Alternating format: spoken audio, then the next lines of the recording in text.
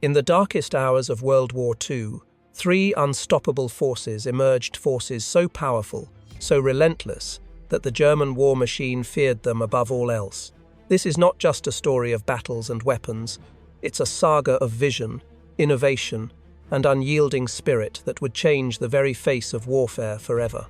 Imagine for a moment the man called terrible by his enemies, Major General Terry de la Mesa Allen, a flawed yet brilliant commander who defied tradition, reshaped American infantry tactics, and molded raw recruits into warriors who haunted German forces from North Africa to the heart of Europe. His story is one of redemption, relentless training, and personal tragedy. But most of all, it is a testament to the grit and fierce determination that defined the American fighting spirit. Now, envision the chilling roar of the M2, 50 caliber machine gun, a beast of war emblazoned on nearly every American vehicle and aircraft, its thunderous barrage striking terror into Luftwaffe pilots and panzer crews alike. This was not just metal and bullets, but a symbol of overwhelming industrial might and tactical doctrine that rendered the battlefield a nightmare for the Wehrmacht. Behind the thunder lay a story of unmatched reliability and devastating firepower, fueled by America's vast manufacturing capacity. And beneath it all, the deafening fury of American artillery, thousands of howitzers coordinated through revolutionary fire direction centers, delivering synchronized storms of steel that shattered the last desperate German offensives in the Battle of the Bulge. Picture 4,000 guns firing over 1 million shells in perfect harmony, obliterating enemy lines with precision once thought impossible. This was the raw expression of industrial warfare, a display of power that broke not only trenches but also the will of an enemy fighting for survival. But here's the truth that binds all three. These forces, Allen's men, the omnipresent M2, and the unstoppable artillery were not isolated miracles. They were intertwined threads of a single tapestry, woven by American innovation, industrial dominance, and tactical evolution. They fed each other, supported each other, and together forged a battlefield dominance that shattered German morale and contributed decisively to Allied victory. Throughout this video, you'll journey through Allen's leadership in molding elite night fighters who terrorized German positions across Europe. You'll witness German officers' first-hand accounts of the M2's terrifying presence in their ranks from the skies above Stuttgart to the rubble-strewn streets of Normandy. You'll explore the breakthrough artillery tactics that stunned commanders habituated to slower, less coordinated Soviet artillery, forever changing artillery warfare itself. Prepare to be shocked by the relentless innovation that made the 50 caliber machine gun a symbol of fear and resilience. To be awed by the disciplined ferocity of Timberwolves, who mastered the night and redefined infantry combat. To be immersed in a maelstrom of explosive firepower that turned the tide at the Ardennes. Each story, while powerful alone, becomes unstoppable when understood as parts of the greater American war effort, a war machine fueled by grit, guts, and the determination to win at all costs. So stay with us as this video peels back the layers of these seemingly disparate chapters, revealing a hidden narrative, a connection you never expected, that highlights the symbiotic relationship between leadership, technology, and sheer industrial might. Watch closely, because the war you thought you knew gains new depth, new fire, and new heroes. 3 stories, 1 unstoppable force, the American war machine at its fiercest. Don't blink, you're about to witness legends rise and fall. The story is bigger than any one man or weapon. It's the true tale of how America won World War II, and the extraordinary part. Their stories, their innovation, their sacrifice, all intertwined more than you ever imagined. Watch until the last second, because this story's twist will change the way you see history forever. December 17th, 1944. The Ardennes Forest, Belgium. Obergefreiter Hans Müller crouched in his frozen foxhole, writing words in his diary that would haunt him for the rest of his life. The Americans are not like the Russians. Their artillery is something else entirely. It is not the volume of fire, though that is terrible enough. It is the speed. It is the accuracy. It is the knowledge that you have no time to react. One moment there is silence. The next moment, the world explodes. Through the dense fog that morning, Muller had witnessed something that shattered every assumption German soldiers held about American military capability. His battalion, part of the 6th SS Panzer Army, had just launched Hitler's final gamble in the West. They had achieved complete surprise against thinly held American positions. Victory seemed within reach. Then the American artillery found them. What Muller did not know, what no German soldier advancing through those snow-covered forests could have known, was that they were about to encounter the most lethal artillery system ever deployed in warfare. A system so advanced, so devastating, and so precisely coordinated that it would break the back of Germany's last offensive and reveal the true depth of American military superiority. The collapse had begun long before the Battle of the Bulge. Throughout 1943 and 1944, German veterans transferred from the Eastern Front to face American forces in Italy, France, and the Low Countries carried with them assumptions forged in desperate battles against Soviet artillery. They had learned to survive Russian bombardments through hard-won experience. The Russians would fire ranging shots, giving German troops precious seconds to seek cover. The shells would arrive in predictable patterns, allowing movement between barrages. The fire direction was often slow, taking 10 to 15 minutes from observation to impact. The Americans were different, terrifyingly different. Gefreiter Otto Schmidt, a veteran of 2 years on the Eastern Front, captured with the Afrika Korps in Tunisia in May 1943, would later describe his first encounter with American artillery in a post-war interview. We had taken position in a wadi north of Tunis. Good cover, we thought. The Russians would have needed an hour to find us, and another hour to range their guns. We felt safe enough to heat our morning coffee. Then we saw it. A small aircraft, no bigger than a reconnaissance plane, puttering overhead at perhaps 500 meters altitude. We barely paid attention. Such aircraft had no weapons. We assumed it was doing photography. 3 minutes later, without warning, without ranging shots, without any indication whatsoever, the entire wadi erupted.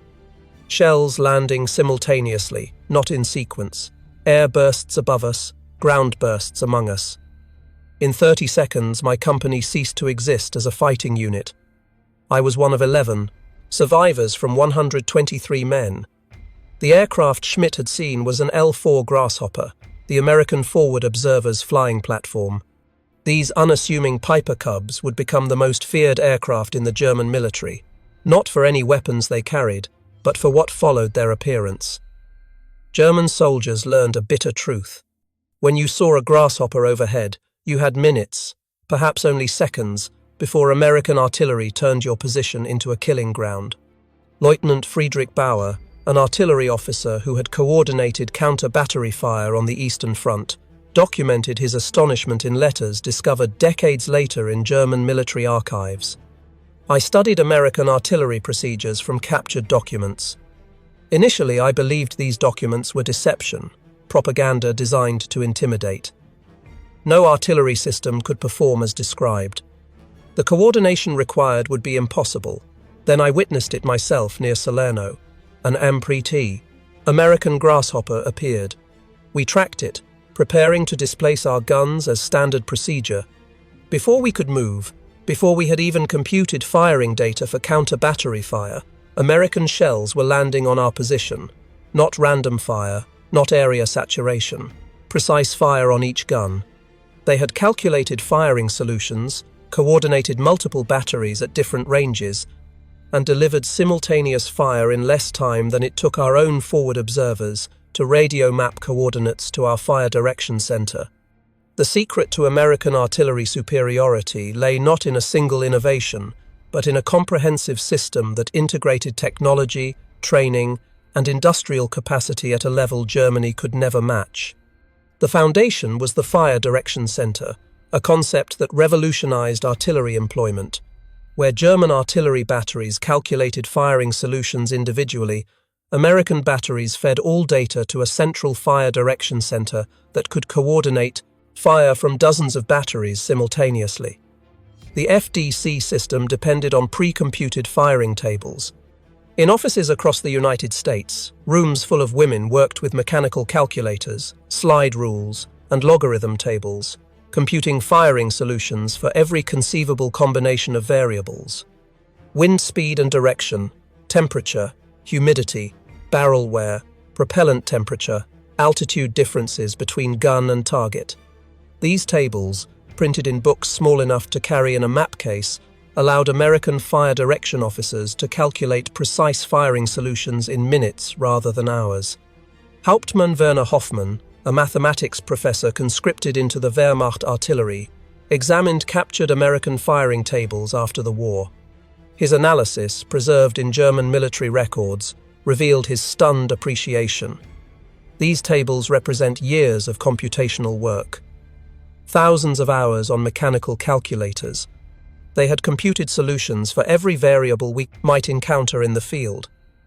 Our own firing tables were crude by comparison, requiring extensive field calculations for each mission. The Americans had done the mathematics in advance.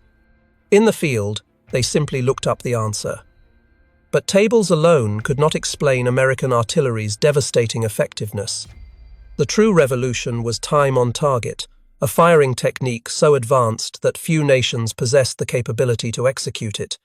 Time on target, universally known as TOT, coordinated artillery fire, so that shells from multiple batteries, fired at different times based on their distance from the target, arrived simultaneously within a 3-second window.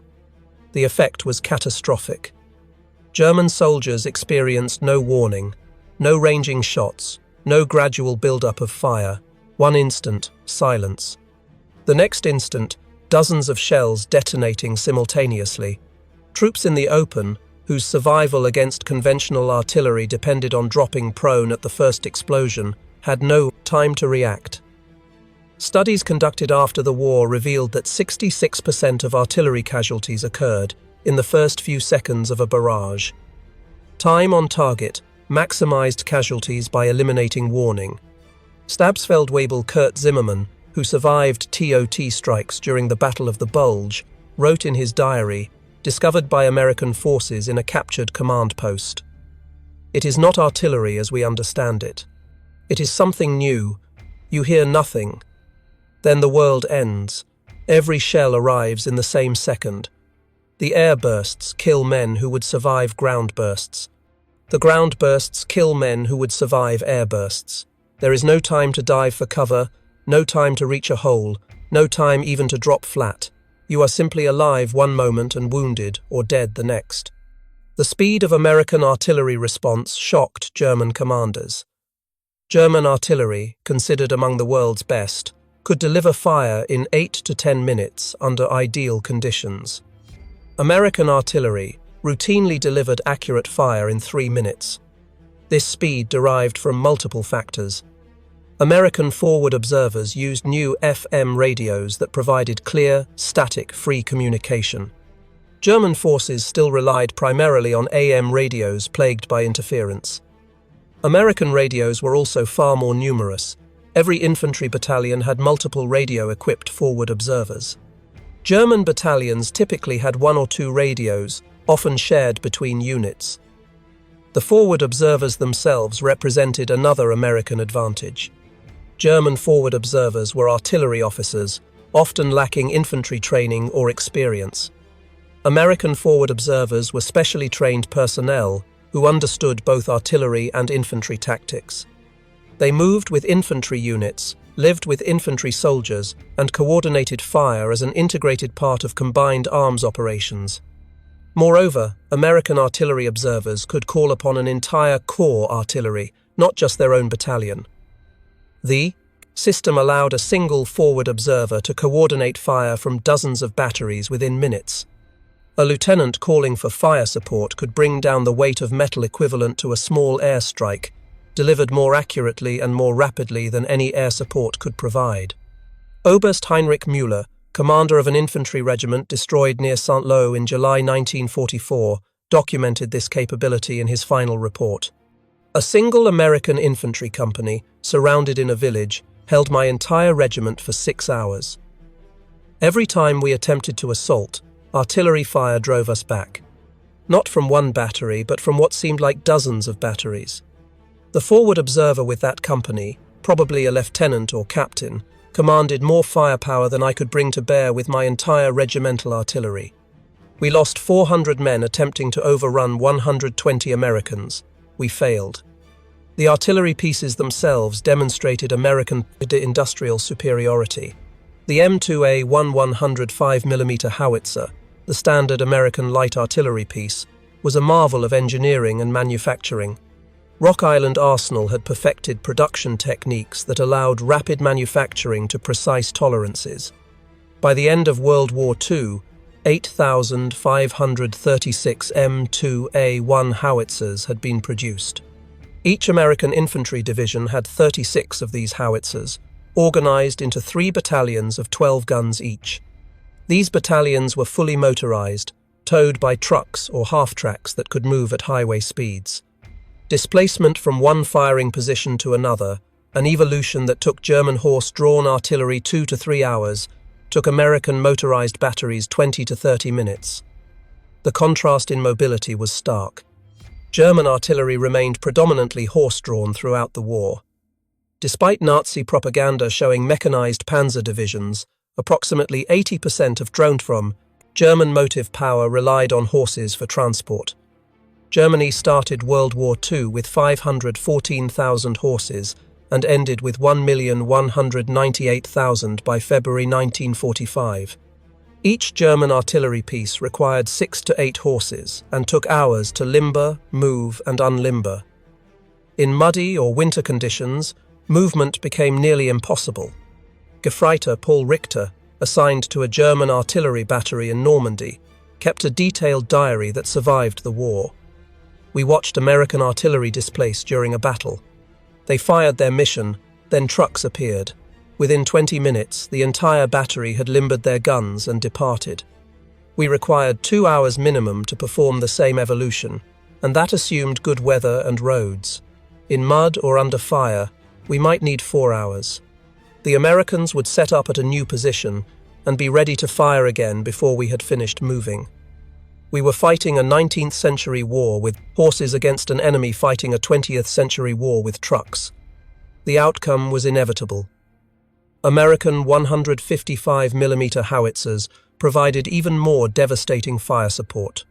Each division had 12 M1 155mm howitzers in a separate battalion.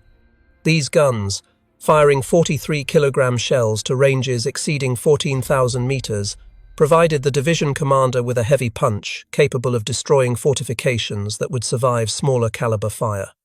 The 155mm was itself a triumph of engineering.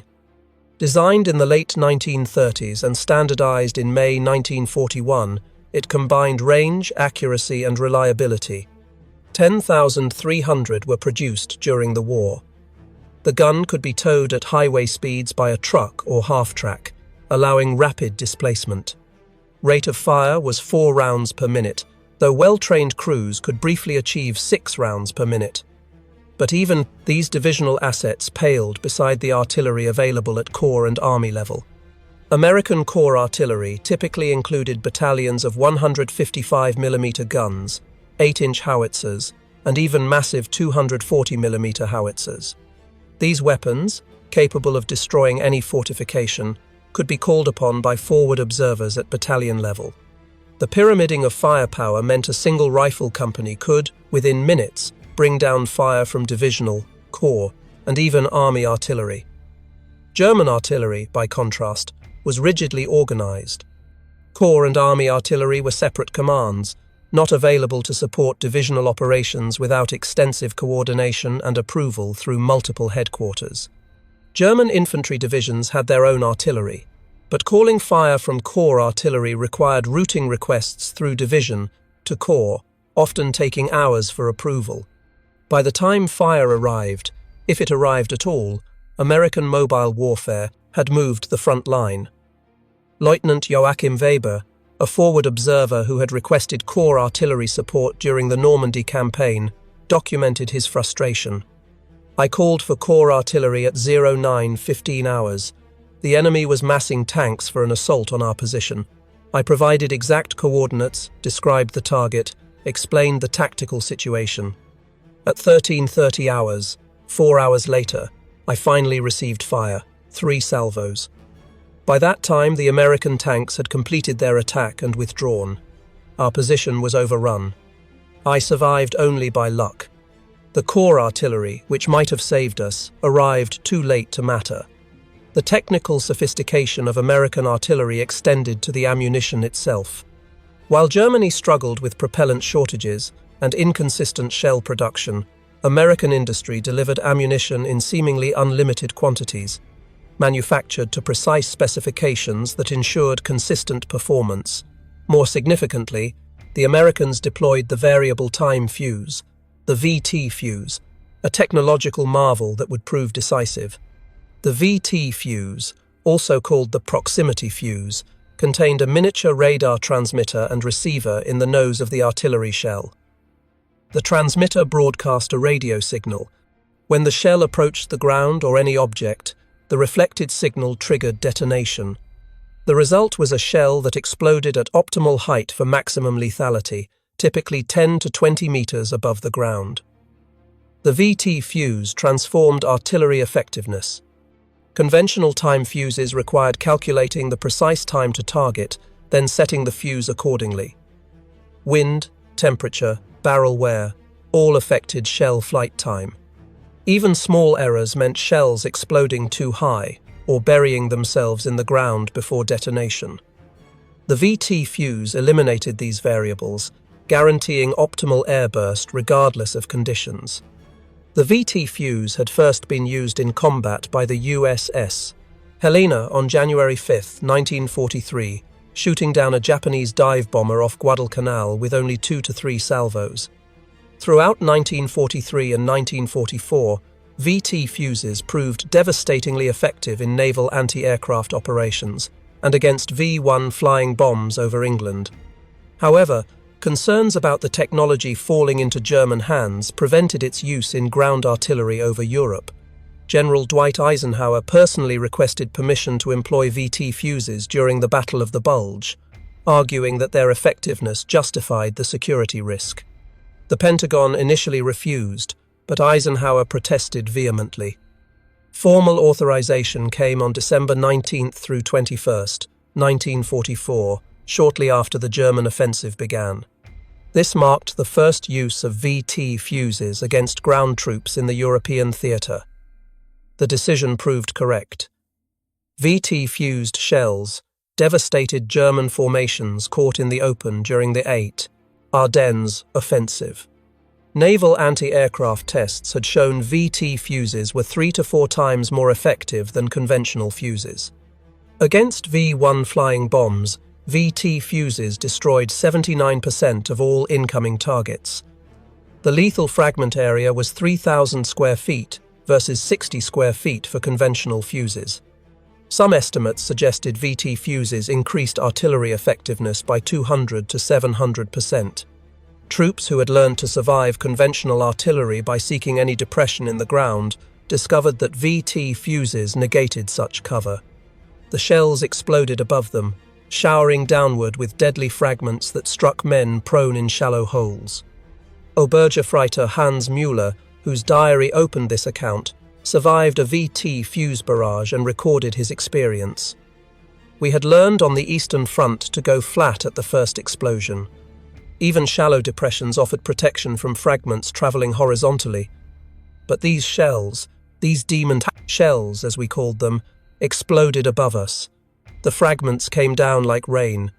Men in foxholes, men who should have been protected, were killed by fragments that fell vertically. There was no defense except deep bunkers, and we had no time to dig deep bunkers. We simply died. The psychological impact of VT fuses compounded their physical effects. German soldiers, trained to respond to artillery by seeking cover, found their training irrelevant. The knowledge that no cover short of overhead protection would save them induced paralysis. Some units refused to leave defensive positions, even under direct orders, because movement in the open meant certain death if American artillery engaged them. Hauptmann Friedrich Bauer documented a near mutiny in his unit during the final weeks of the Ardennes offensive. My company was ordered to attack an American position 300 meters distant. The men refused. They had seen what American artillery did to troops in the open, especially with cumbrous, these new fuses that burst in air. I tried to explain that we would die anyway if we did not attack, that the Americans would eventually overrun our position. The men would not move. They preferred the possibility of capture to the certainty of death under American artillery fire. The industrial capacity that produced American artillery and ammunition in such quantities represented another dimension of superiority that German soldiers could not comprehend. Rock Island Arsenal alone produced over 10,105 mm howitzers. Multiple factories produced 155 mm howitzers and heavier weapons. Shell production reached staggering levels throughout the war.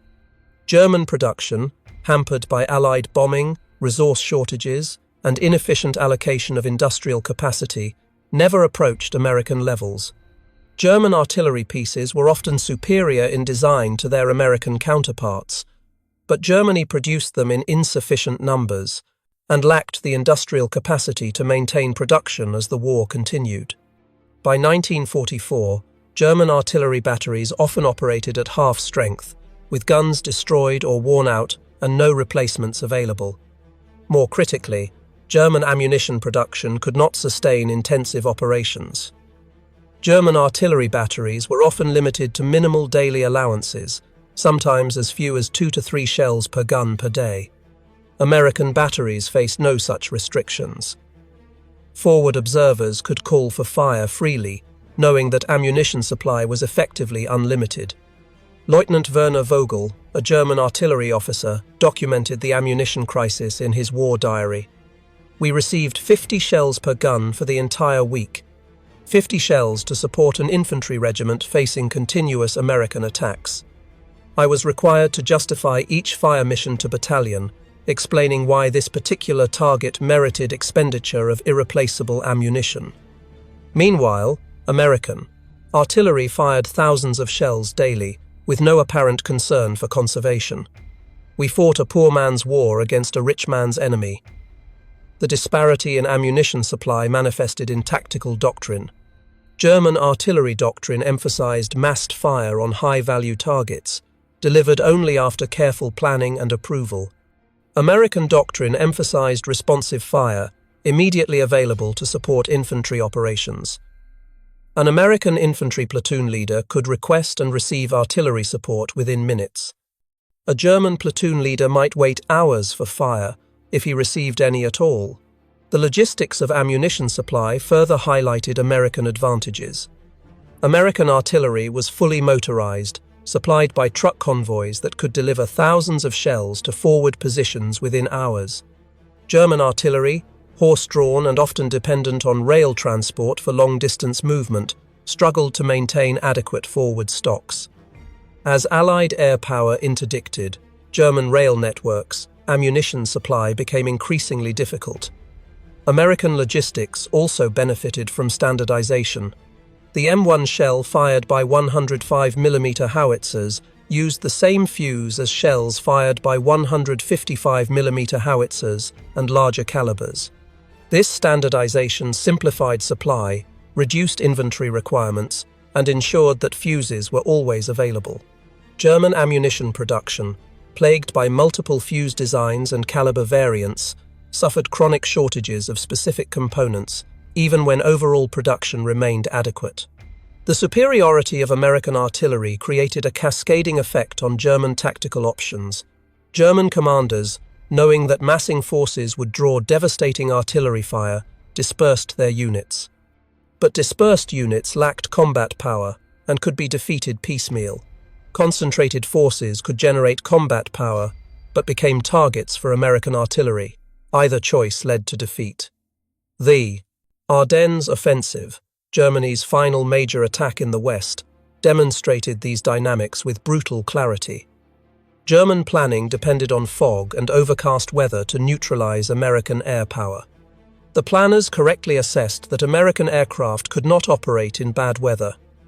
They failed to understand that American artillery did not require good weather. During the opening days of the offensive, German armored and infantry divisions achieved significant penetrations against surprised American forces. Over 200,000 German troops and approximately 1,000 tanks launched the initial assault on December 16, 1944. Then American artillery found them. Lacking the mobility to rapidly displace when taken under fire, German horse-drawn artillery batteries were destroyed in place. Lacking the ammunition reserves to engage in sustained counter-battery fire, German guns fell silent while American guns continued to fire.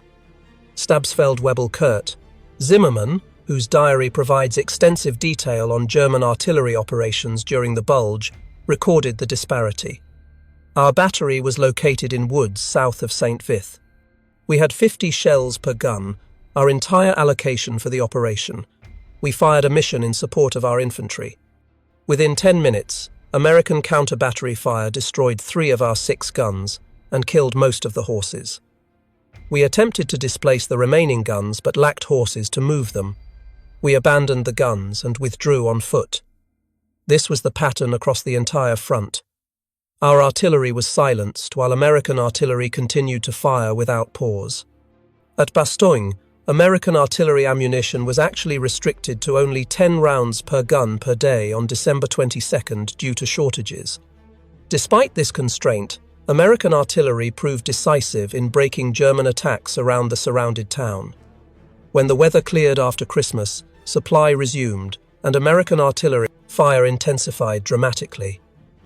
During the entire Bulge campaign, 4,155 American guns fired 1,255,000 artillery rounds.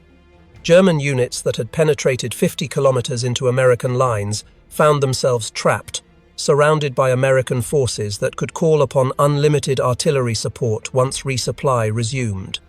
Oberst Heinrich Müller, whose regiment had been destroyed at St. Lo 6 months earlier, commanded a replacement regiment during the Bulge. His final report, written in a prisoner of war camp after his capture in January 1945, provides a stark assessment. We were defeated by American artillery before we were defeated by American infantry or armor. Every movement we made was observed by their aircraft and engaged by their artillery. Every concentration of forces was broken up by artillery fire before we could attack. Every defensive position was smashed by artillery before their infantry, assaulted.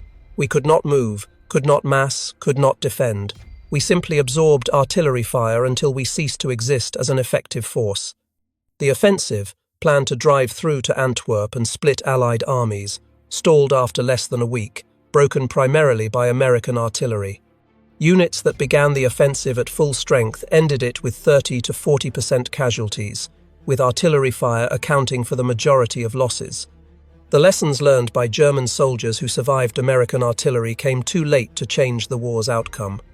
Those captured and sent to prisoner of war camps in the United States discovered that the artillery system that had destroyed their units represented just one aspect of American military capability.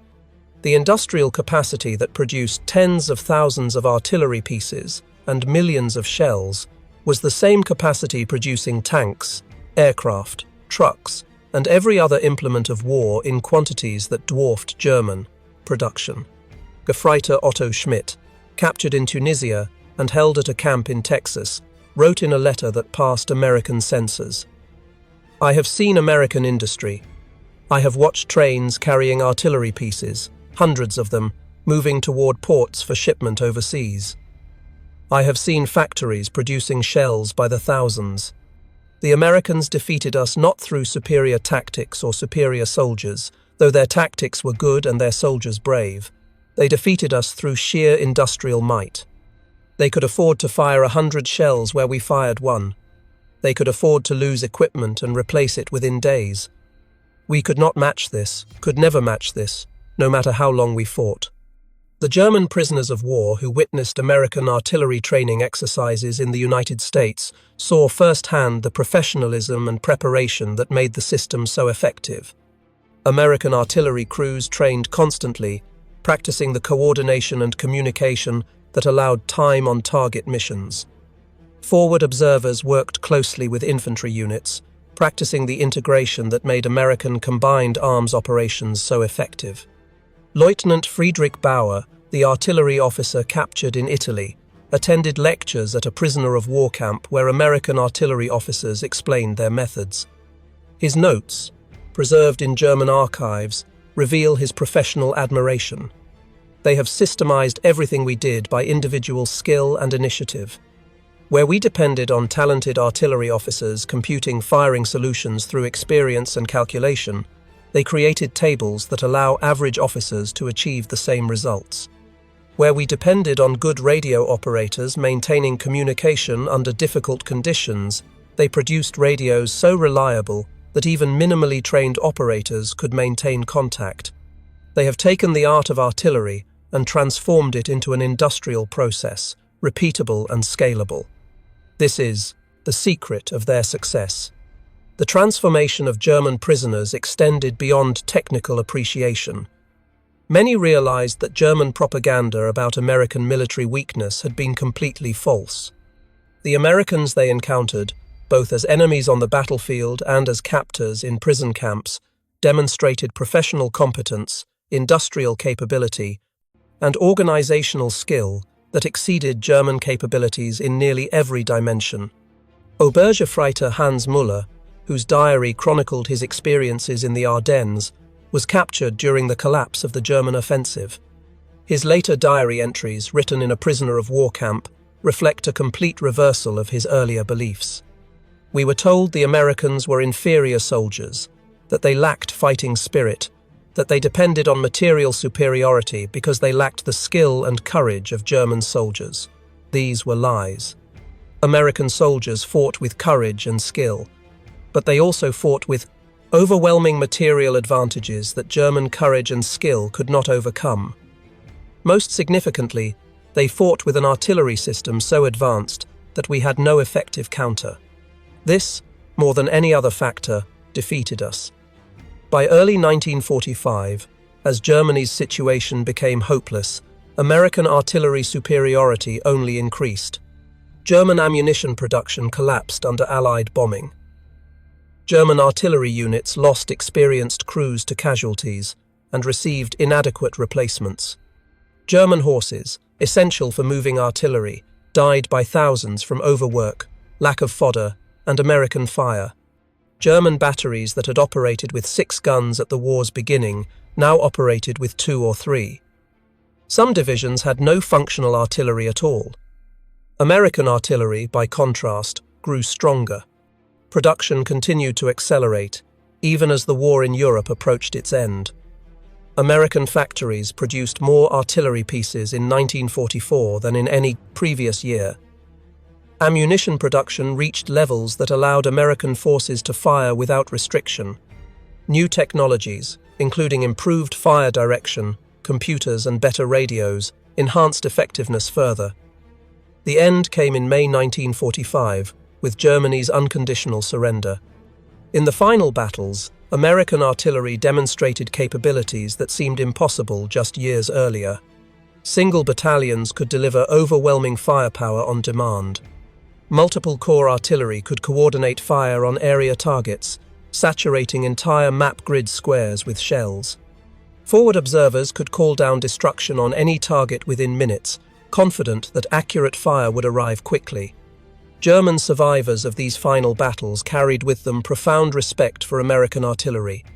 Hauptmann Werner Hoffmann, the mathematics professor who had analyzed American firing tables, was captured in the Ruhr pocket in April 1945. His final military report, written for American intelligence officers, provided professional analysis of American artillery effectiveness. The American artillery system represents the culmination of industrial-age warfare.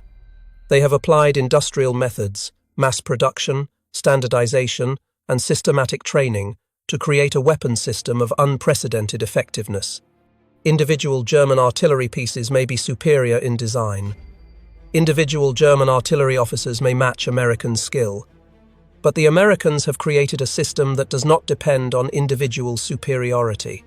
Their system produces consistent, overwhelming, rapidly delivered firepower regardless of individual skill levels. This systemization represents a revolution in warfare that Germany never matched and could not match given our industrial limitations. In the decades after the war, historians analyzing American military effectiveness in World War II identified artillery as perhaps the single most important advantage American 80s forces possessed. While tanks and aircraft received public attention, it was artillery that broke German attacks, supported American advances, and inflicted substantial casualties in the Western theater. German military professionals, studying their defeat after the war, consistently identified American artillery superiority as a decisive factor. General Franz Halder, former chief of the German General Staff, wrote in his post-war analysis, "American artillery achieved what we believed impossible. They transformed artillery from a supporting arm into a dominant weapon system. Their coordination, their fire control, their logistics, and their industrial production created an artillery force that could not be matched or countered. German forces in the West operated under constant artillery threat, unable to mass without drawing devastating fire, unable to move without observation, unable to fight effectively under the weight of American shells. The tactical innovations developed by American artillery during World War II became the foundation for modern artillery doctrine. Time on target remains the standard method for coordinating artillery fires. Fire direction centers remain the hub of artillery operations. Forward observers, closely integrated with maneuver forces, remain essential for delivering responsive fire support. The basic structure established by the United States in World War II persists to this day. The proximity fuse represented such a significant advance that its full impact remained classified for years after the war. The psychological impact, combined with the physical casualties, often broke unit cohesion entirely. German soldiers caught in the open by VT-fused shells had no effective defense. For the German soldiers who faced American artillery, the experience left permanent impressions. Stabsfeldwebel Kurt Zimmermann, who survived multiple TOT barrages during the Bulge, emigrated to the United States in the 1950s. In a 1960 interview, he reflected on his wartime experiences. "I have been asked what weapon I feared most during the war. Not tanks, though German tanks were inferior to late-war American tanks. Not aircraft, though American air power was overwhelming. Not even American infantry, though they fought well. The weapon I feared most, the weapon that gave me nightmares then, and sometimes still does today, was American artillery. The sudden, devastating fire that arrived without warning. The knowledge that you might die without ever seeing your enemy, killed by shells fired from guns kilometers away. This was true terror. The story of German soldiers and American artillery is ultimately a story about the transformation of warfare in the industrial age. Individual courage and tactical skill remained important, but they were overshadowed by industrial production, systematic training, and organizational efficiency. The Americans had created a system that amplified the capabilities of average soldiers, making them more effective than exceptional German soldiers fighting with inferior systems and inadequate support. The artillery that broke German forces in World War II was not the product of a single innovation or a brilliant individual. It was the product of systematic analysis, industrial application, comprehensive training, and abundant resources. It represented American military power at its most effective, using industrial capacity and organizational skill to create overwhelming combat power. For the German soldiers who faced this system, the experience was transformative. They entered the war believing in German superiority. They ended the war understanding that American industrial might and organizational capability had surpassed German capabilities. They had learned to fear American artillery above all other weapons, for it represented the unbridgeable gap between German methods and January 26, 1945, Holzwihr, France. A German soldier from the 2nd Mountain Division watched through the aid station window as medics carried in the wounded. His unit had just attacked with 250 men and 6 tanks against one American lieutenant standing on a burning tank destroyer. The American had 1 machine gun. Within an hour, the German force was reduced to 70 effective soldiers. The survivors could speak of nothing but the weapon that had stopped them cold. The weapon was not a secret wonder weapon, not a technological marvel born in German laboratories, but a simple American machine gun that had first rolled off production lines in 1933. Yet this weapon, the Browning M 2.50 caliber heavy machine gun, would become the most feared piece of equipment in the American arsenal. Not because of its complexity, but because of its brutal, relentless effectiveness. The German survivors had just witnessed what would become one of the most legendary engagements in American military history. First Lieutenant Audie Murphy, wounded and alone, had climbed aboard a burning M10 tank destroyer and turned its turret-mounted 50 caliber machine gun on an entire German infantry company supported by armor. For over an hour, Murphy fired the weapon with such devastating effect that the German attack simply disintegrated. The official Medal of Honor citation, awarded by Lieutenant General Alexander Patch on June 2, 1945, confirmed that Murphy inflicted approximately 50 casualties on the attacking force. The wounds caused by 50 caliber impacts became grimly familiar to German medical personnel. Unlike rifle rounds that might wound and allow recovery, 50 caliber projectiles caused catastrophic tissue damage. The massive kinetic energy transfer meant that a hit to a limb often resulted in amputation. A hit to the torso was almost invariably fatal. German field hospitals near the front learned to recognize 50 caliber casualties by the nature of their wounds. There was little that medical personnel could do except provide comfort and attempt to stabilize patients for evacuation. Many wounded never reached field hospitals. The medical impact extended beyond direct casualties. German units that came under sustained 50 caliber fire suffered psychological casualties, combat exhaustion, and breakdown of unit cohesion at rates higher than units that faced conventional small arms fire. Medical officers noted that soldiers who had been subjected to repeated 50 caliber attacks, even when not physically wounded, showed signs of severe stress and combat fatigue. The knowledge that the next burst of fire could not be survived by taking cover, that luck rather than skill determined survival, created a sense of helplessness that was medically and militarily significant. But the Holtzwihr action was not an isolated incident. From the bocage of Normandy to the frozen forests of the Ardennes, from the deserts of North Africa to the skies over the Reich itself, German soldiers learned to recognize and fear a distinctive sound. The deep rhythmic thunder of the M2 Browning, firing between 450 and 575 rounds per minute, each massive 50 caliber round carrying enough energy to punch through light armor, tear through concrete, and turn human bodies into unrecognizable wreckage. The transformation from skepticism to terror had begun 3 years earlier. The mathematics of American industrial might were about to be written not in production statistics, but in the experience of German soldiers who faced this weapon and survived to tell about it. What they discovered would shatter their understanding of modern warfare and reveal a profound truth about American military doctrine. The United States had not built the most sophisticated heavy machine gun. They had built something far more dangerous. They had built the most reliable, most ubiquitous, and most psychologically devastating crew-served weapon in history. The hatred began not with fear, but with contempt. September 6, 1943. The skies over Stuttgart.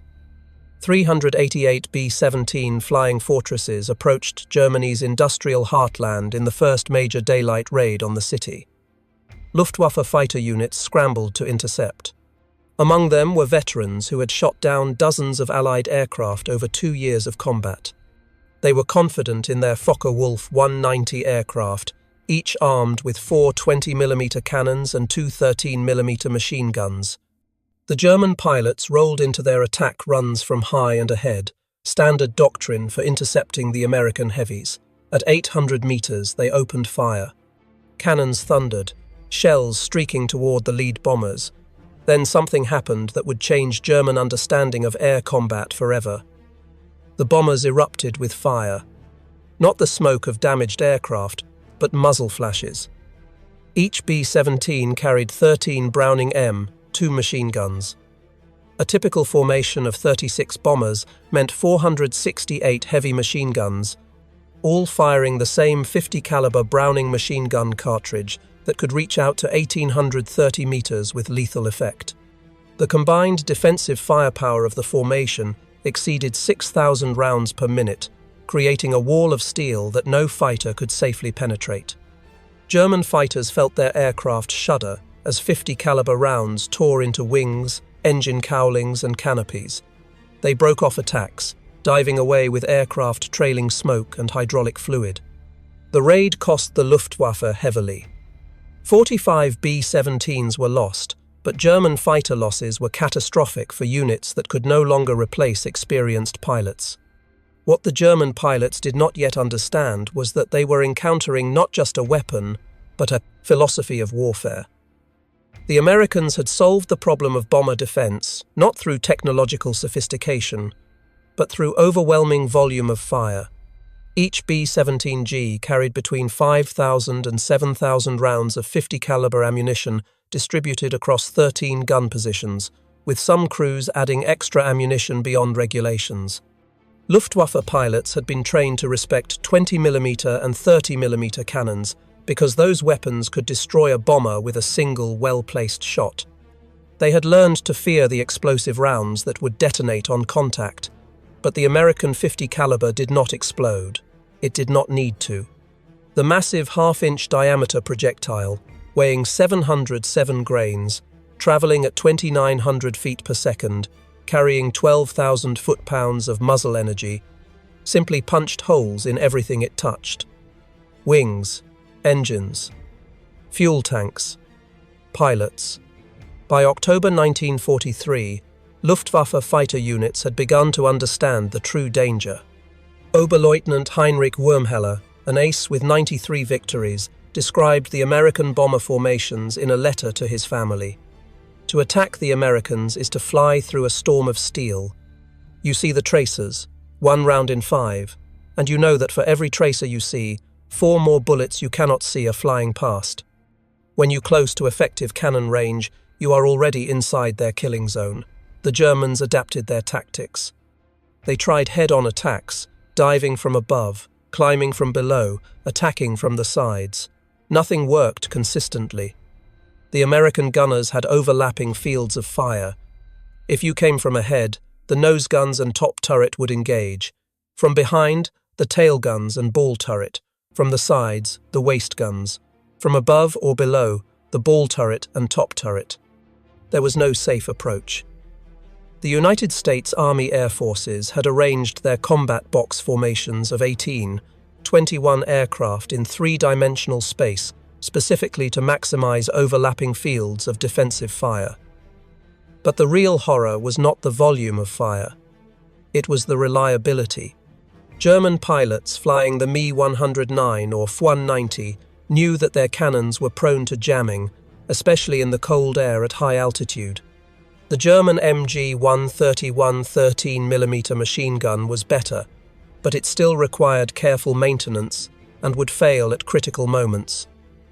The American Browning M2, by contrast, simply worked. It fired continuously for hours. It operated in temperatures ranging from -40 degrees to +40 degrees Celsius. It functioned after being hit by German cannon fire. It kept shooting even when the barrels glowed red from sustained fire. American maintenance crews would replace overheated barrels in minutes, not hours, and the gun would resume firing without missing a beat. Lieutenant Wolfgang Fischer, a Ju-88 pilot who flew bomber intercept missions over the Reich, survived the war to give testimony at the post-war Luftwaffe debriefings. His words, recorded in March 1946, captured the growing realization among German aircrew. We called the American bomber formations Die Fliegenden Festungen, the flying fortresses, but what made them true fortresses was not their armor or their formation discipline. It was those 50 caliber machine guns that never stopped firing, never jammed, never gave us an opening. We lost so many pilots not to American fighters, but to the bomber defensive fire. It was like flying into a meat grinder. The ground war told the same story with different details. June 6, 1944. Normandy. Oberst Hans von Luck commanded elements of the 21st Panzer Division defending against the Allied invasion. Von Luck was no ordinary officer. He had fought at El Alamein, earned the Knight's Cross, and would later publish his acclaimed memoir Panzer Commander.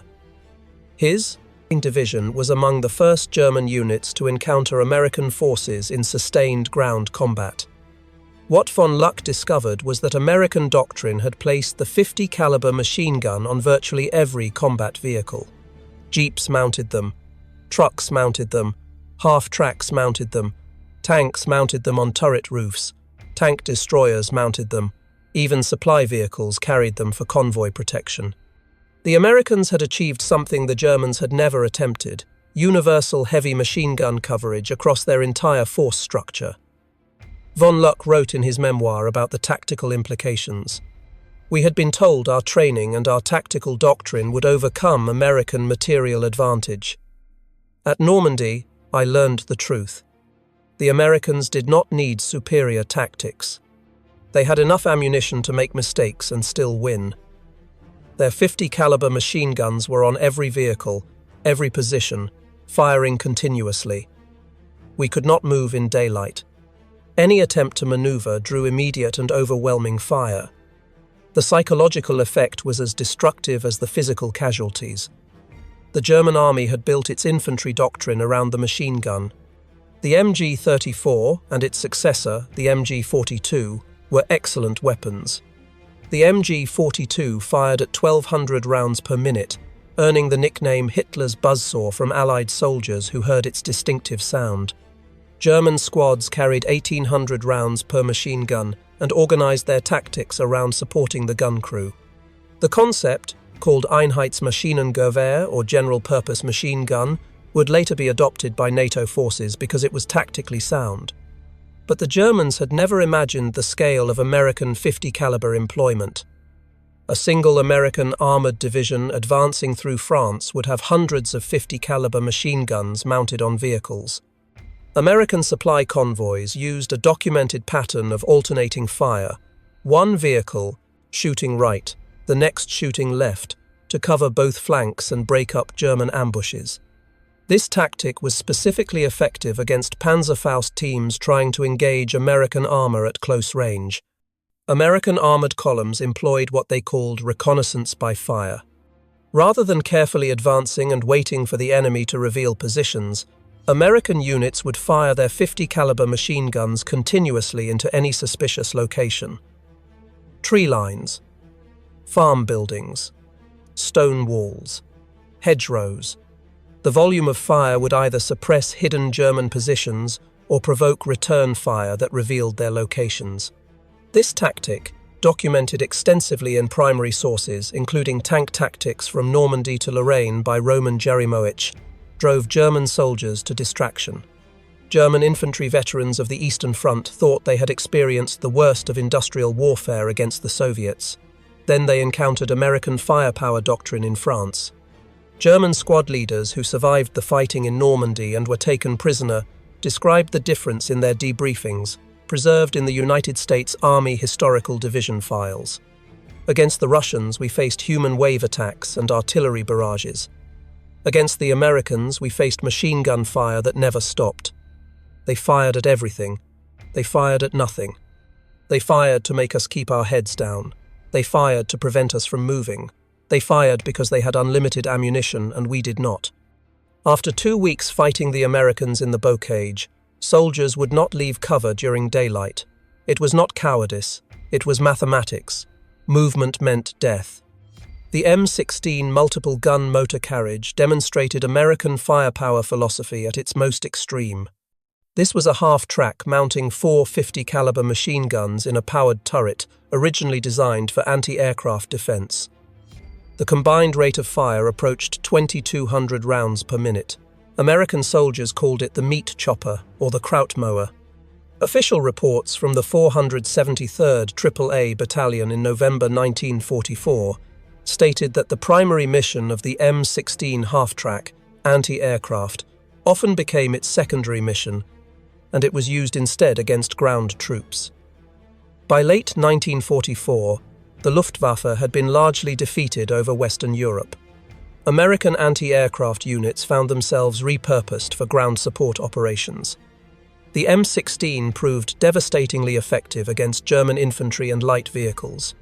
During the Battle of the Bulge, when German forces made their last major offensive in the West from December 16, 1944 to January 25, 1945, M16 units were credited with breaking up numerous German infantry attacks simply by traversing their 4 gun mounts across attacking formations. The experience of German forces attempting to ambush American supply convoys illustrates why the .50 caliber became so hated. German doctrine for convoy ambush called for allowing the lead vehicles to pass, then destroying vehicles in the middle of the column to create a roadblock, then systematically destroying the trapped convoy. This tactic had worked effectively against British and Soviet supply lines earlier in the war. Against American convoys, the tactic failed catastrophically. American convoy doctrine placed .50 caliber armed vehicles at intervals throughout the column. When an ambush was initiated, American vehicles would immediately return fire with their .50 calibers, while other vehicles maneuvered to flank the ambush position. The volume of return fire was so intense that German ambush teams frequently suffered heavier casualties than the convoys they attacked. German platoon leaders who participated in convoy ambushes during the fighting in France described the evolution of German tactics and their ultimate failure in post-war interrogations. In early ambushes, German forces positioned infantry with machine guns and Panzerfausts along roads. American convoys had vehicles equipped with .50 caliber machine guns distributed throughout. The volume of return fire from the convoys was devastating. German units learned to only ambush isolated vehicles, never convoys, but isolated vehicles were rare. The Americans moved in strength precisely because they knew German forces could not effectively attack their convoys. The pattern of alternating fire that American convoys employed was particularly effective.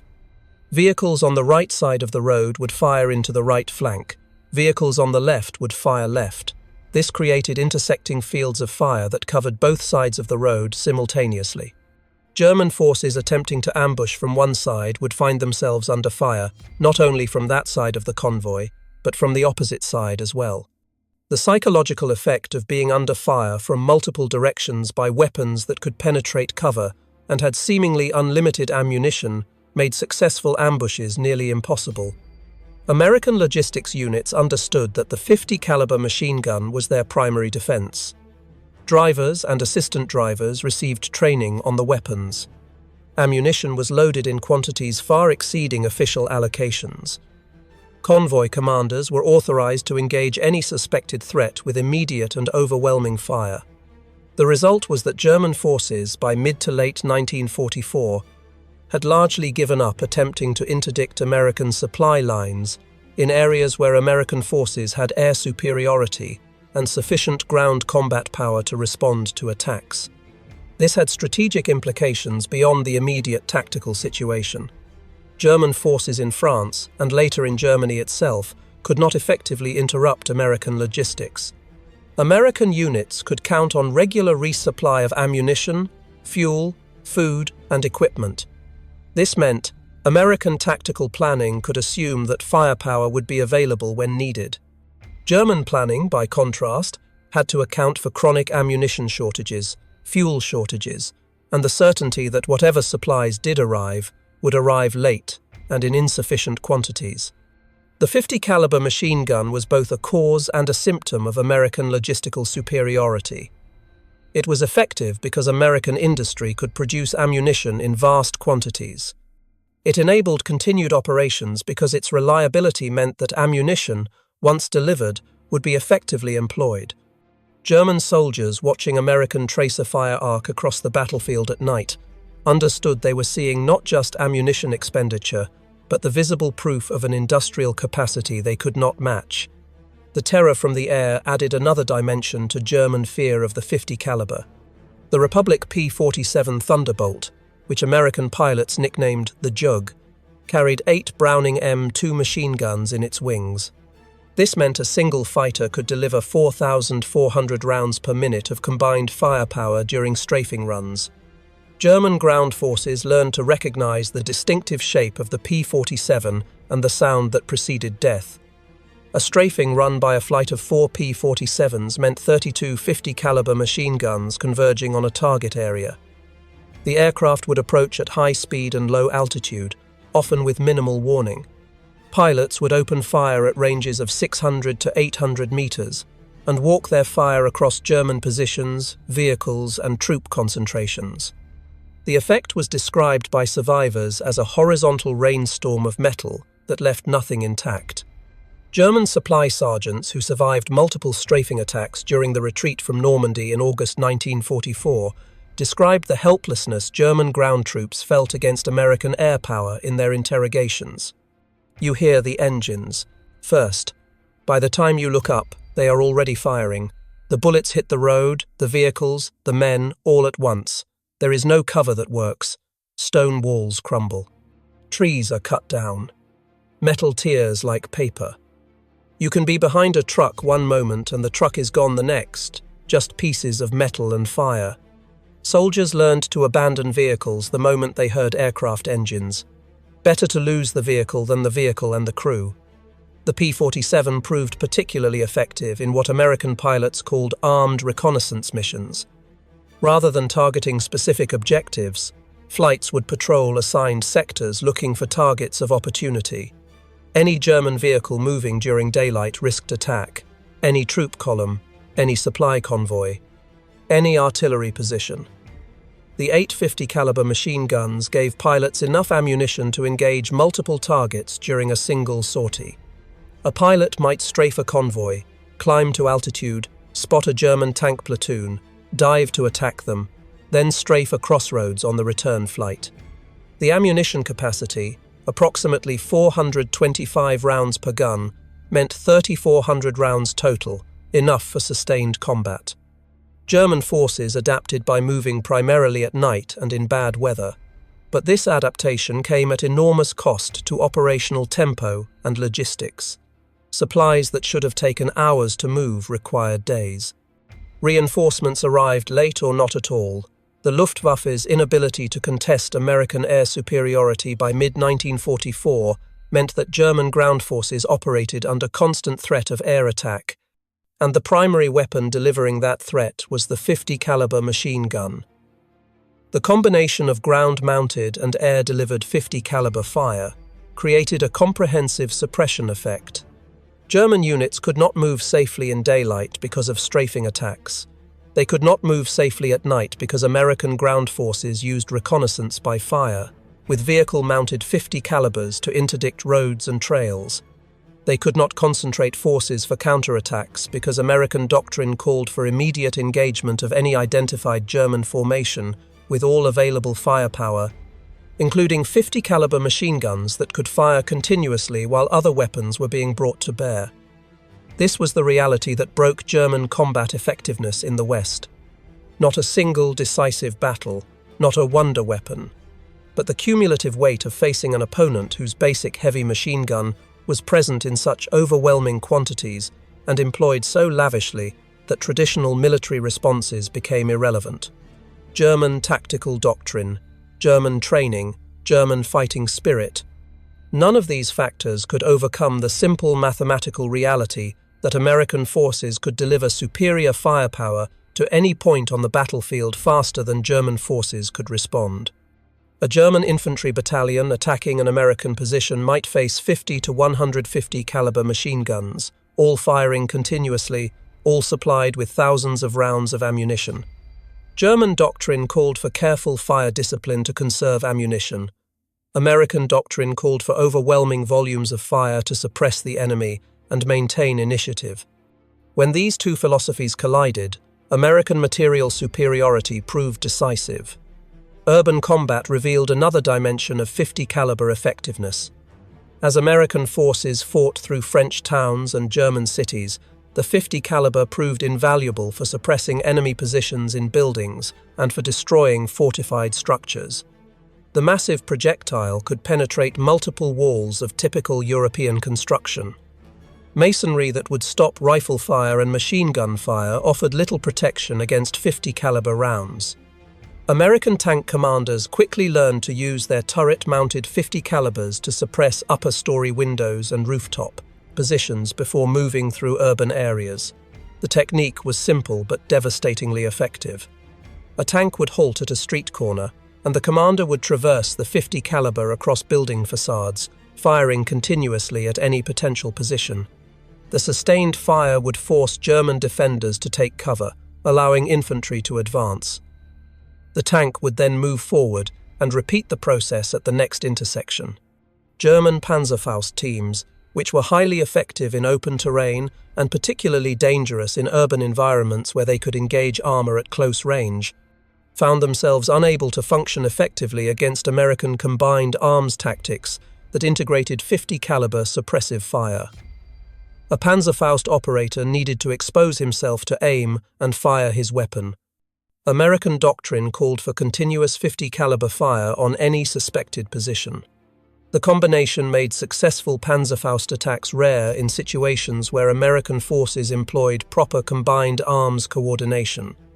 German company commanders who fought American forces in the Rhineland during the final months of the war described the impossibility of effective defense in urban terrain against American tactics in their post-war accounts.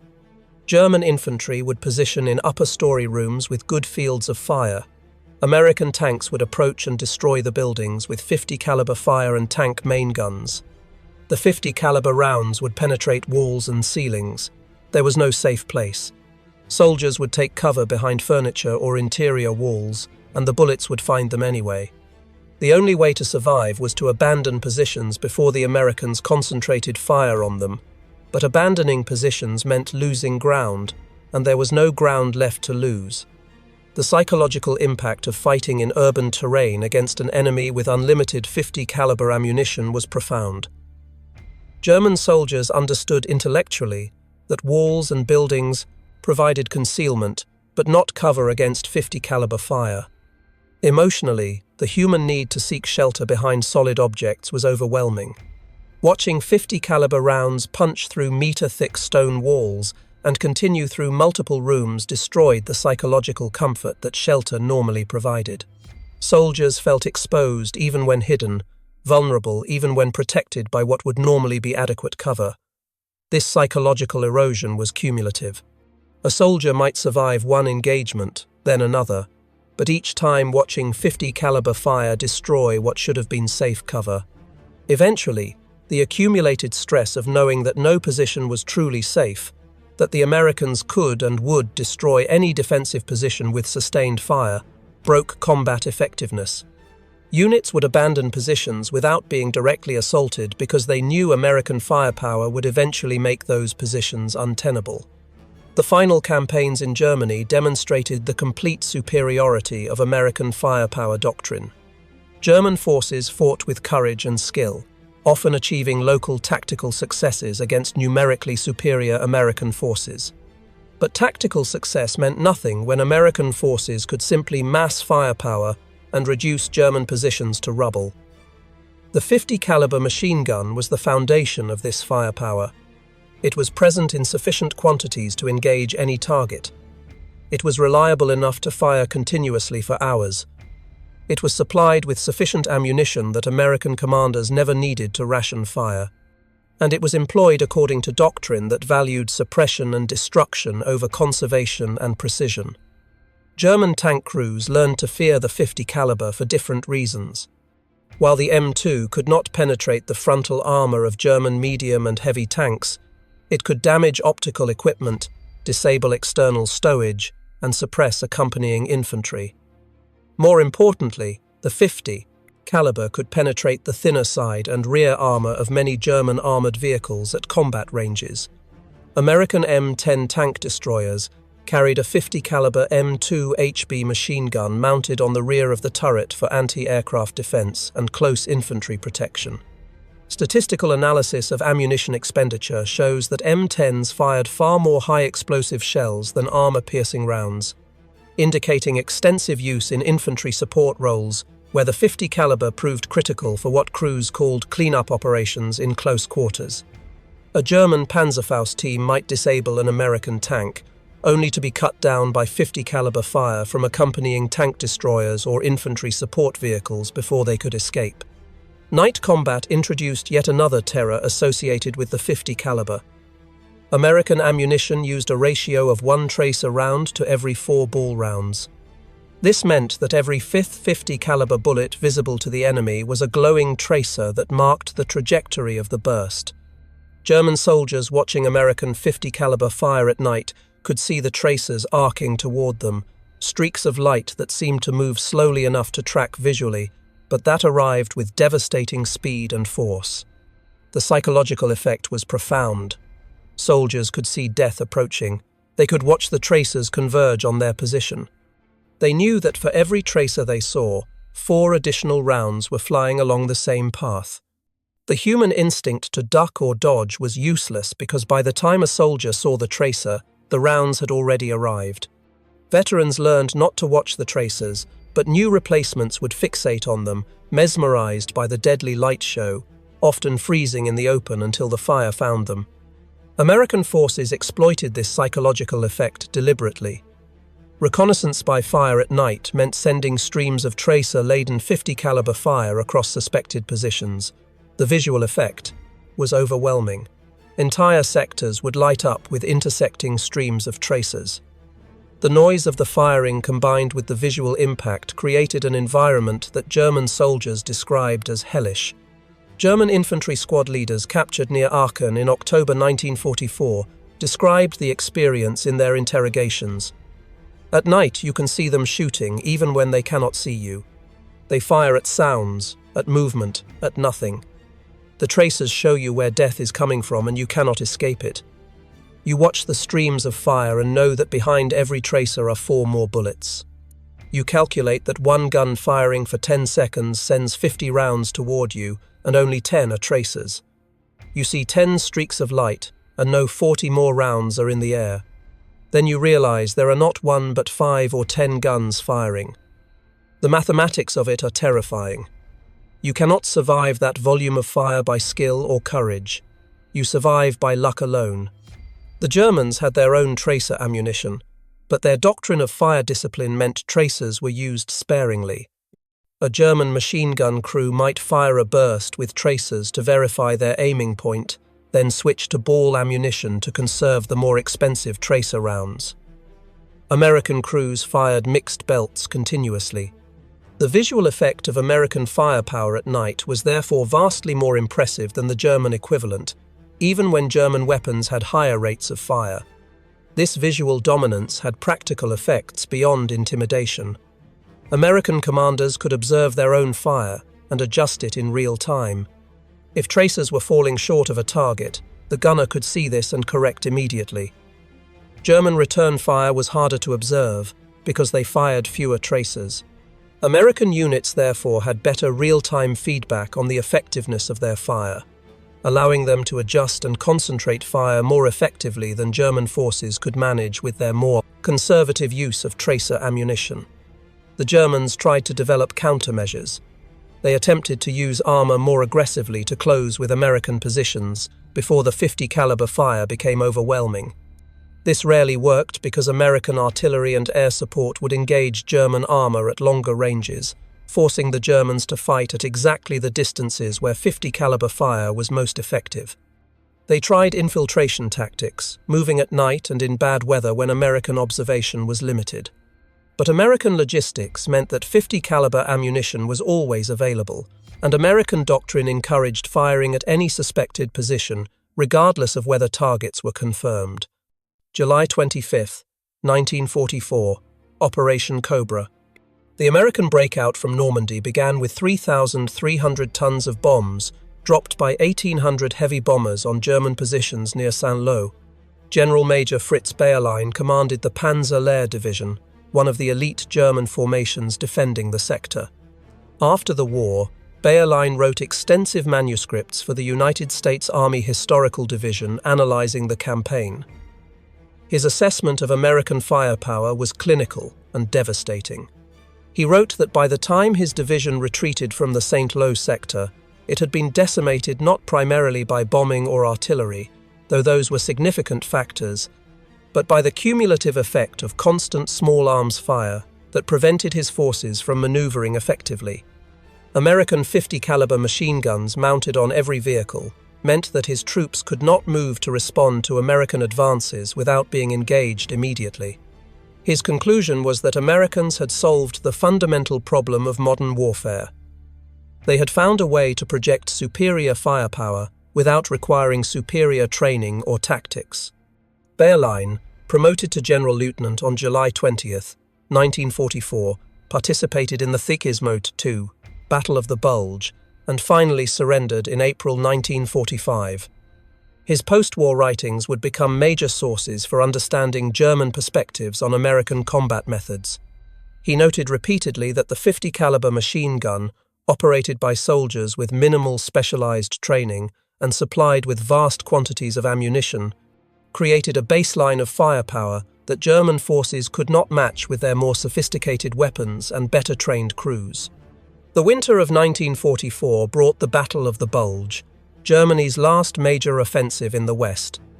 German forces achieved complete tactical surprise and initial success. For the first few days, it appeared possible that German armor might break through to the Meuse River and split the Allied armies. Then American logistics reasserted itself, and with it, the 50 caliber machine gun. American units rushed to the Ardennes, carried their standard load of ammunition and equipment. This meant that even ad hoc defensive positions could bring devastating volumes of 50 caliber fire to bear on German attacks. The battle devolved into exactly the kind of grinding attrition fight that favored American material superiority.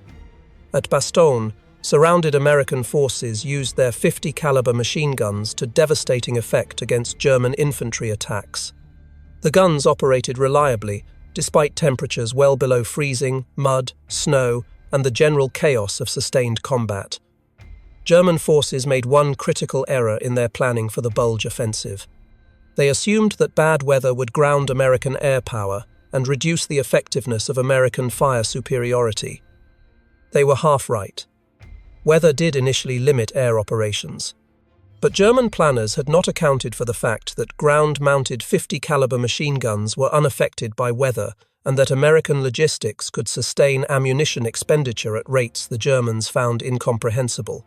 General der Fallschirmtrupp Alfred Schlemm commanded the 1st Parachute Army from November 1944 to March 1945, when he was wounded during Operation Veritable, the Canadian First Army's assault across the Rhine. Schlemm had the unenviable task of defending against Allied offensives with increasingly limited resources and declining troop quality. His post-war analysis, like Bayerlein's, focused on the cumulative psychological impact of American firepower. Schlemm noted that by early 1945, German soldiers had learned to recognize the sound of American 50 caliber fire at great distances.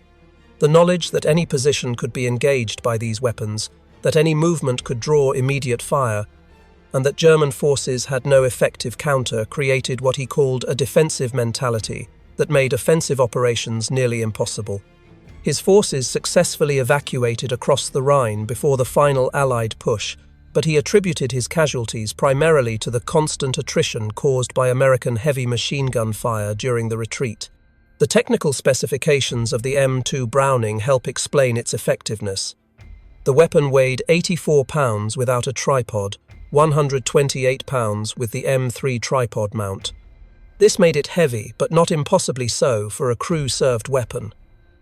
The effective range of 1,830 meters meant it could engage targets well beyond the range of German rifles and light machine guns.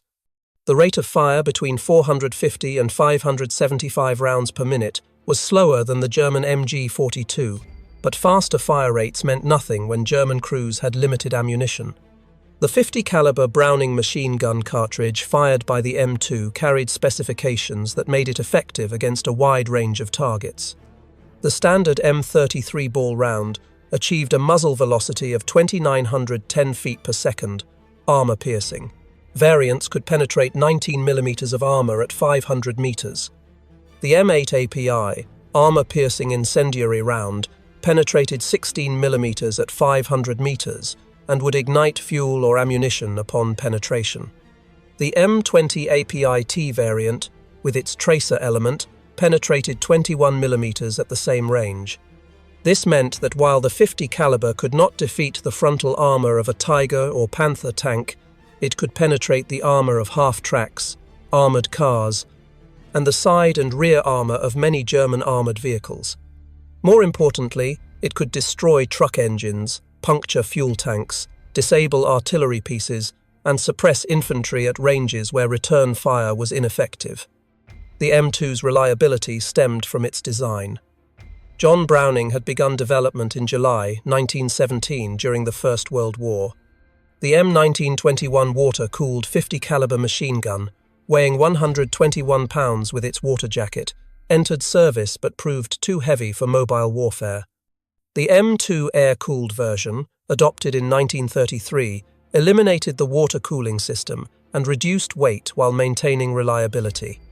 The basic operating principles of the weapon were simple, robust, and proven. American manufacturers, including AC Sparkplug, Frigidaire, Guide Lamp, and Colt, produced nearly 2 million .50 caliber machine guns of all models during the war years. Production of the M2 HB, the heavy barrel version that could sustain longer periods of fire, reached approximately 350,000 units total across all services and theaters. This scale of production meant that American forces never lacked for replacement weapons or spare parts. The Germans understood intellectually what they faced. Their own weapons were, in many respects, more sophisticated. The MG-34 and MG-42 were better suited to the role of squad automatic weapon. The German 13mm MG-131 aircraft machine gun had a higher rate of fire at 900 rounds per minute. German 20mm and 30mm aircraft cannons were more destructive per hit than any machine gun. But sophistication meant nothing in the face of overwhelming material superiority. The Americans had built a weapon that was good enough for every role it needed to fill and had produced it in quantities that allowed universal employment. Every American bomber carried 13 M2s. Every fighter like the P-47 Thunderbolt carried 8 M2s. Every American combat vehicle carried at least one. American infantry companies had organic .50 caliber heavy machine gun sections.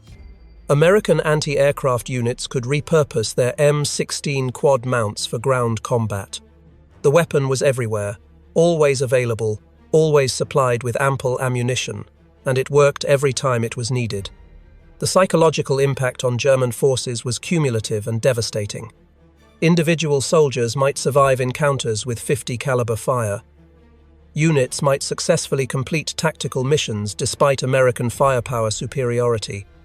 But over weeks and months of combat, the constant knowledge that the Americans could bring overwhelming fire to bear on any target, at any time, with weapons that functioned reliably in all conditions, wore down German combat effectiveness as surely as casualties and equipment losses. This was not cowardice on the part of German soldiers. These were veteran troops who had fought across Europe and North Africa. Many had faced Soviet attacks on the Eastern Front. But there was something uniquely demoralizing about the American approach to warfare. The Soviets might mass human waves and artillery. The British might demonstrate tactical excellence and coordination. The Americans simply deployed overwhelming material resources and fired until resistance collapsed. German officers found it increasingly difficult to motivate men to attack when they knew American .50 caliber fire would meet any advance. German infantry became reluctant to maneuver in daylight. German vehicles clustered in cover rather than advancing. The tactical initiative shifted permanently to the Americans, not because of superior tactics or better training, but because American doctrine, built on unlimited ammunition and reliable weapons, made German doctrine obsolete. The hatred German soldiers expressed for the .50 caliber was the resentment of craftsmen facing mass production, of skilled warriors facing industrial warfare. The .50 caliber represented everything about American warfare that the Germans found alien. The casual expenditure of ammunition, the reliance on material superiority rather than superior skill, the willingness to destroy rather than to capture or bypass. These were not the methods of soldiers in the traditional European sense. These were the methods of an industrial power that had calculated that material expenditure was cheaper than casualties and more effective than tactical elegance. After the war, German military historians and former officers provided consistent assessments. The American .50 caliber machine gun was not the most sophisticated weapon of World War II. It was not the fastest firing or the most accurate or the lightest or the most versatile. It was simply the most effective because it combined reliability, ubiquity, and overwhelming logistical support. The weapon itself was only part of the equation. The system that produced it by the millions, supplied it with billions of rounds of ammunition, and employed it according to doctrine that accepted material expenditure as the price of victory. That system was what defeated Germany. The legacy of the M2 Browning can be measured in its continued service. 80 years after it entered production, the weapon remains in active use with the United States military and armed forces around the world. It has outlasted every weapon system that opposed it in World War II. It has served in every American conflict from World War II through the present day. This longevity reflects the fundamental soundness of the design and the effectiveness of the American military philosophy it embodies. The broader strategic implications became clear only in retrospect. German military planning had assumed that superior training and tactical excellence could offset American numerical advantages. This assumption proved catastrophically wrong. The .50 caliber machine gun demonstrated that adequate weapons, produced in overwhelming quantities and supplied without restriction, trumped sophisticated weapons produced in limited numbers and supplied sparingly. German tank commanders who had defeated Soviet armor through superior tactics found themselves unable to maneuver against American combined arms teams that included multiple .50 caliber machine guns. German infantry who had mastered the tactical intricacies of the MG-42 found their expertise meaningless when American forces could simply saturate defensive positions with sustained .50 caliber fire. German pilots who had honed their skills against the RAF found themselves shredded by defensive fire from bomber formations that valued volume over precision. The lesson was universal and unforgiving. In industrial warfare, the side that can sustain higher material expenditure will prevail regardless of tactical skill disparities. The Germans had brought a craftsman's approach to a mass production war. They had optimized for efficiency when the situation demanded overwhelming force. They had conserved ammunition when their opponents could afford to expend it freely. What German soldiers learned through bitter experience was that modern industrial warfare rewards, not tactical brilliance or superior training, but the capacity to sustain overwhelming material expenditure. The M2 Browning .50 caliber machine gun became the symbol and instrument of that lesson. German forces brought skill, doctrine, and determination to the battlefield. American forces brought an industrial system capable of producing and supplying heavy machine guns in quantities that made resistance mathematically futile. When those two approaches to warfare collided, the outcome was never truly in doubt. The date was October 23, 1944. In the dark forests of Belgium, near the German border, Wehrmacht soldiers huddled in their defensive positions. These were hardened veterans, men who had fought across Europe, from the frozen steppes of Russia to the deserts of North Africa. They had seen the best and worst that war could offer. They had faced British regularity, Soviet brutality, and now they waited for yet another American unit to test their mettle. But something felt different this time. The intelligence reports filtering through German headquarters spoke of a new American division. The 104th Infantry Division, they called themselves the Timberwolves. Fresh troops from the United States, never tested in combat. The German officers smiled. Green American soldiers, probably farm boys and factory workers who had never seen real war. This would be easy. They had broken American units before. What these German soldiers did not know was that these Timberwolves were commanded by a man they would soon learn to fear. A man whose very name would become a warning whispered among Wehrmacht troops in the darkness. A general so aggressive, so unconventional, so utterly relentless that his own high command had fired him once already. His name was Terry de la Mesa Allen. The Americans called him Terrible Terry, and he was about to teach the Germans a lesson they would never forget. The story of how this happened, how one American general became the nightmare of German forces across 2 continents, is not just about military tactics or battlefield victories. It is about a man who refused to follow the rules when those rules got his soldiers killed. A man who drank too much, cursed too freely, and cared more about winning battles than wearing a clean uniform. A man who was fired in disgrace at the height of his success, only to return more dangerous than ever. To understand why German soldiers feared Terry Allen, we must go back to where it all began. Terry Allen was born on April 1st, 1888, at Fort Douglas in the Utah Territory. He came from a military family that stretched back generations. His father was Colonel Samuel Allen, a career Army officer who had spent his entire adult life in uniform, moving from post to post across the American West. But the military tradition ran even deeper than that. His maternal grandfather, Captain Carlos Alvarez de la Mesa, had fought for the Union at Gettysburg, one of the most savage battles in American history. Captain de la Mesa served with Company C of the 39th New York Volunteer Infantry, a unit known as the Garibaldi Guard, composed largely of Italian immigrants who had come to America seeking freedom and found themselves fighting to preserve it. On July 2nd, 1863, during the second day of the Battle of Gettysburg, Captain de la Mesa was wounded in the intense fighting around the peach orchard and the wheat field, where thousands of men fell in a few hours of combat. He survived his wounds and continued to serve until the war ended. This heritage of service and sacrifice ran through Terry Allen's veins. Military service was not just a career in the Allen family. It was blood. It was destiny. It was the family business, passed down from generation to generation, from the Civil War through the Indian Wars to whatever conflicts the 20th century would bring. Young Terry grew up on military posts across the American frontier. He learned to ride horses before he could properly read. He learned to shoot before he mastered arithmetic. He was a child of the old army, the cavalry army, the army that still thought wars would be won by men on horseback charging across open fields. This would shape everything about him, for better and worse. In 1907, Terry received the honor every military family dreams of, an appointment to the United States Military Academy at West Point. Here was his chance to follow in his father's footsteps, to become an officer in the grandest tradition. He failed spectacularly. Terry Allen hated West Point. He hated the endless mathematics. He hated the rigid discipline.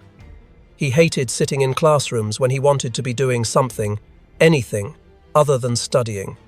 He stuttered in class. He earned demerits for minor infractions. His classmates nicknamed him Tear Around the Mess Hall Allen because of his restless energy. The academy was built for men who could sit still, follow orders, and memorize textbooks. Terry Allen was built for action. In 1911, he was dismissed after failing ordnance and gunnery, having been held back earlier for failing mathematics. Most men would have given up. The shame of failing at West Point was enough to end military aspirations for good. But Allen was stubborn. If the traditional path would not work, he would find another way. He enrolled at Catholic University of America in Washington. He studied. He worked. He earned a Bachelor of Arts degree in 1912. On November 30th, 1912, he received his commission as a second lieutenant in the cavalry of the United States Army. He had made it. Not through the front door, but through sheer determination. This pattern, this refusal to accept defeat, this willingness to find another way when the official path was blocked, would define his entire career. Allen served as a cavalry officer on the Mexican border in 1913. One day, Lieutenant Allen led just 6 soldiers against 30 Mexican cattle rustlers who had crossed into American territory. Military doctrine said to wait for reinforcements. Allen attacked. He captured or killed all 30 rustlers. This was not the action of a careful, by-the-book officer. This was the action of a man who saw what needed to be done and did it. Consequences be damned. Then came World War I. Alan desperately wanted to get into the fight. He feared, like many young officers, that the war would end before he could prove himself in combat. When he finally shipped out to France in 1918, he was not leading a combat unit. He was assigned to the 315th Ammunition Train, attached to the 90th Division, hauling artillery shells to the front lines. Not glamorous, not what he wanted.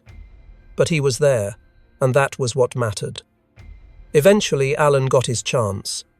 He was assigned to command the 3rd Battalion of the 358th Infantry Regiment, 90th Division. He led his men into battle at Saint-Mihiel in September 1918, and later in the Meuse-Argonne Offensive, the largest battle in American military history. It was here, in the mud and blood of the Western Front, that Alan developed his signature tactical innovation: night attacks. Most commanders avoided night operations. Too confusing. Too much risk of friendly fire. Too easy for units to get lost in the darkness. The 12. Standard doctrine taught at military schools was to defend at night and attack in daylight when you could see the enemy and coordinate your units effectively. Alan saw something different. He noticed that night attacks, when properly executed, resulted in fewer casualties. The statistics from his own combat experience bore this out. Daylight attacks against prepared positions produced horrific casualty rates. Machine guns could see their targets clearly. Artillery observers could adjust fire precisely. Defenders had clear fields of fire. But at night, all those advantages disappeared. The element of surprise saved lives. The confusion that made other commanders nervous actually worked in favor of the attackers. Defenders could not see what was coming. They could not coordinate effective responses. Artillery fired blindly, often hitting nothing. And most importantly, defenders were terrified, firing at shadows and sounds, wasting ammunition, and breaking under the psychological pressure of an enemy they could not see. Alan developed specific techniques for night operations: careful reconnaissance in daylight, detailed briefings where every soldier knew exactly what to do, simple plans that could be executed even in complete darkness, pre-arranged signals using whistles or flares, designated assembly areas for reorganization. He taught his subordinates that complexity was the enemy of night operations. Keep it simple, know your objective, move silently until discovered, then hit hard and fast. On October 24, 1918, Alan was shot in the face with machine gun fire during an attack. He was tagged for medical evacuation. Alan persuaded the doctors to return him quickly to duty. He stayed with his men. He kept fighting. This was not bravado, this was leadership. His soldiers saw their commander, blood streaming down his face, refusing to leave them. What message did that send? We are in this together. I will not abandon you. Follow me. For his actions on October 24th, Alan was awarded the Silver Star. He also received 2 Purple Hearts for his wounds. The war ended. Alan returned to the United States with a reputation as a brave and capable combat leader. But now came the hard part: 20 years of peacetime Army life. The years between the wars were brutal for ambitious officers. The Army shrank from over 4 million men in 1918 to barely 130,000 by the mid-1920s. An entire generation of officers found their careers frozen. Promotions stopped almost completely. Men who had commanded battalions in combat found themselves stuck as captains for a decade, sometimes longer. Some resigned in frustration, others drank themselves into obscurity. The best, like Alan, waited and prepared. Alan was no exception to the promotion freeze, but he made the most of those lean years. In 1920, he competed in a 300-mile horseback race through central Texas, a cowboy versus cavalryman competition designed to test both horse and rider to their limits. Alan completed the brutal ride in 101 hours and 56 minutes, winning the contest and proving he still had the endurance of his frontier cavalry days. That same year, he won a bronze medal in polo at the 1920 Summer Olympics in Antwerp, Belgium, representing the United States as part of the Army equestrian team. He was a cavalryman through and through, a horseman of the old army, skilled in a form of warfare that was rapidly becoming obsolete. But Terry Allen was also watching the world change around him. He studied military history obsessively. He read everything he could find about World War I, analyzing what had worked and what had failed. He studied the German army, their tactics, their organization, their doctrine. He followed developments in tank warfare, aviation, and radio communications. He understood that the next war would be different from anything the cavalry had prepared him for. Horses would not matter. Mobility, firepower, and combined arms coordination would decide battles. Most importantly, Allen never stopped training his men hard, always preparing for the war he knew would eventually come. Whether he was commanding a training unit or stuck in a staff position, he pushed for realistic field exercises, aggressive tactics, and high standards. While other officers marked time and counted the years until retirement, Allen prepared himself and anyone he could influence for the war he knew was coming. Then, on October 1st, 1940, everything changed. General George C. Marshall, the new Army Chief of Staff, was rebuilding the American military as war approached. Marshall had a gift for spotting talent. He looked at Lieutenant Colonel Terry Allen and saw something others had missed.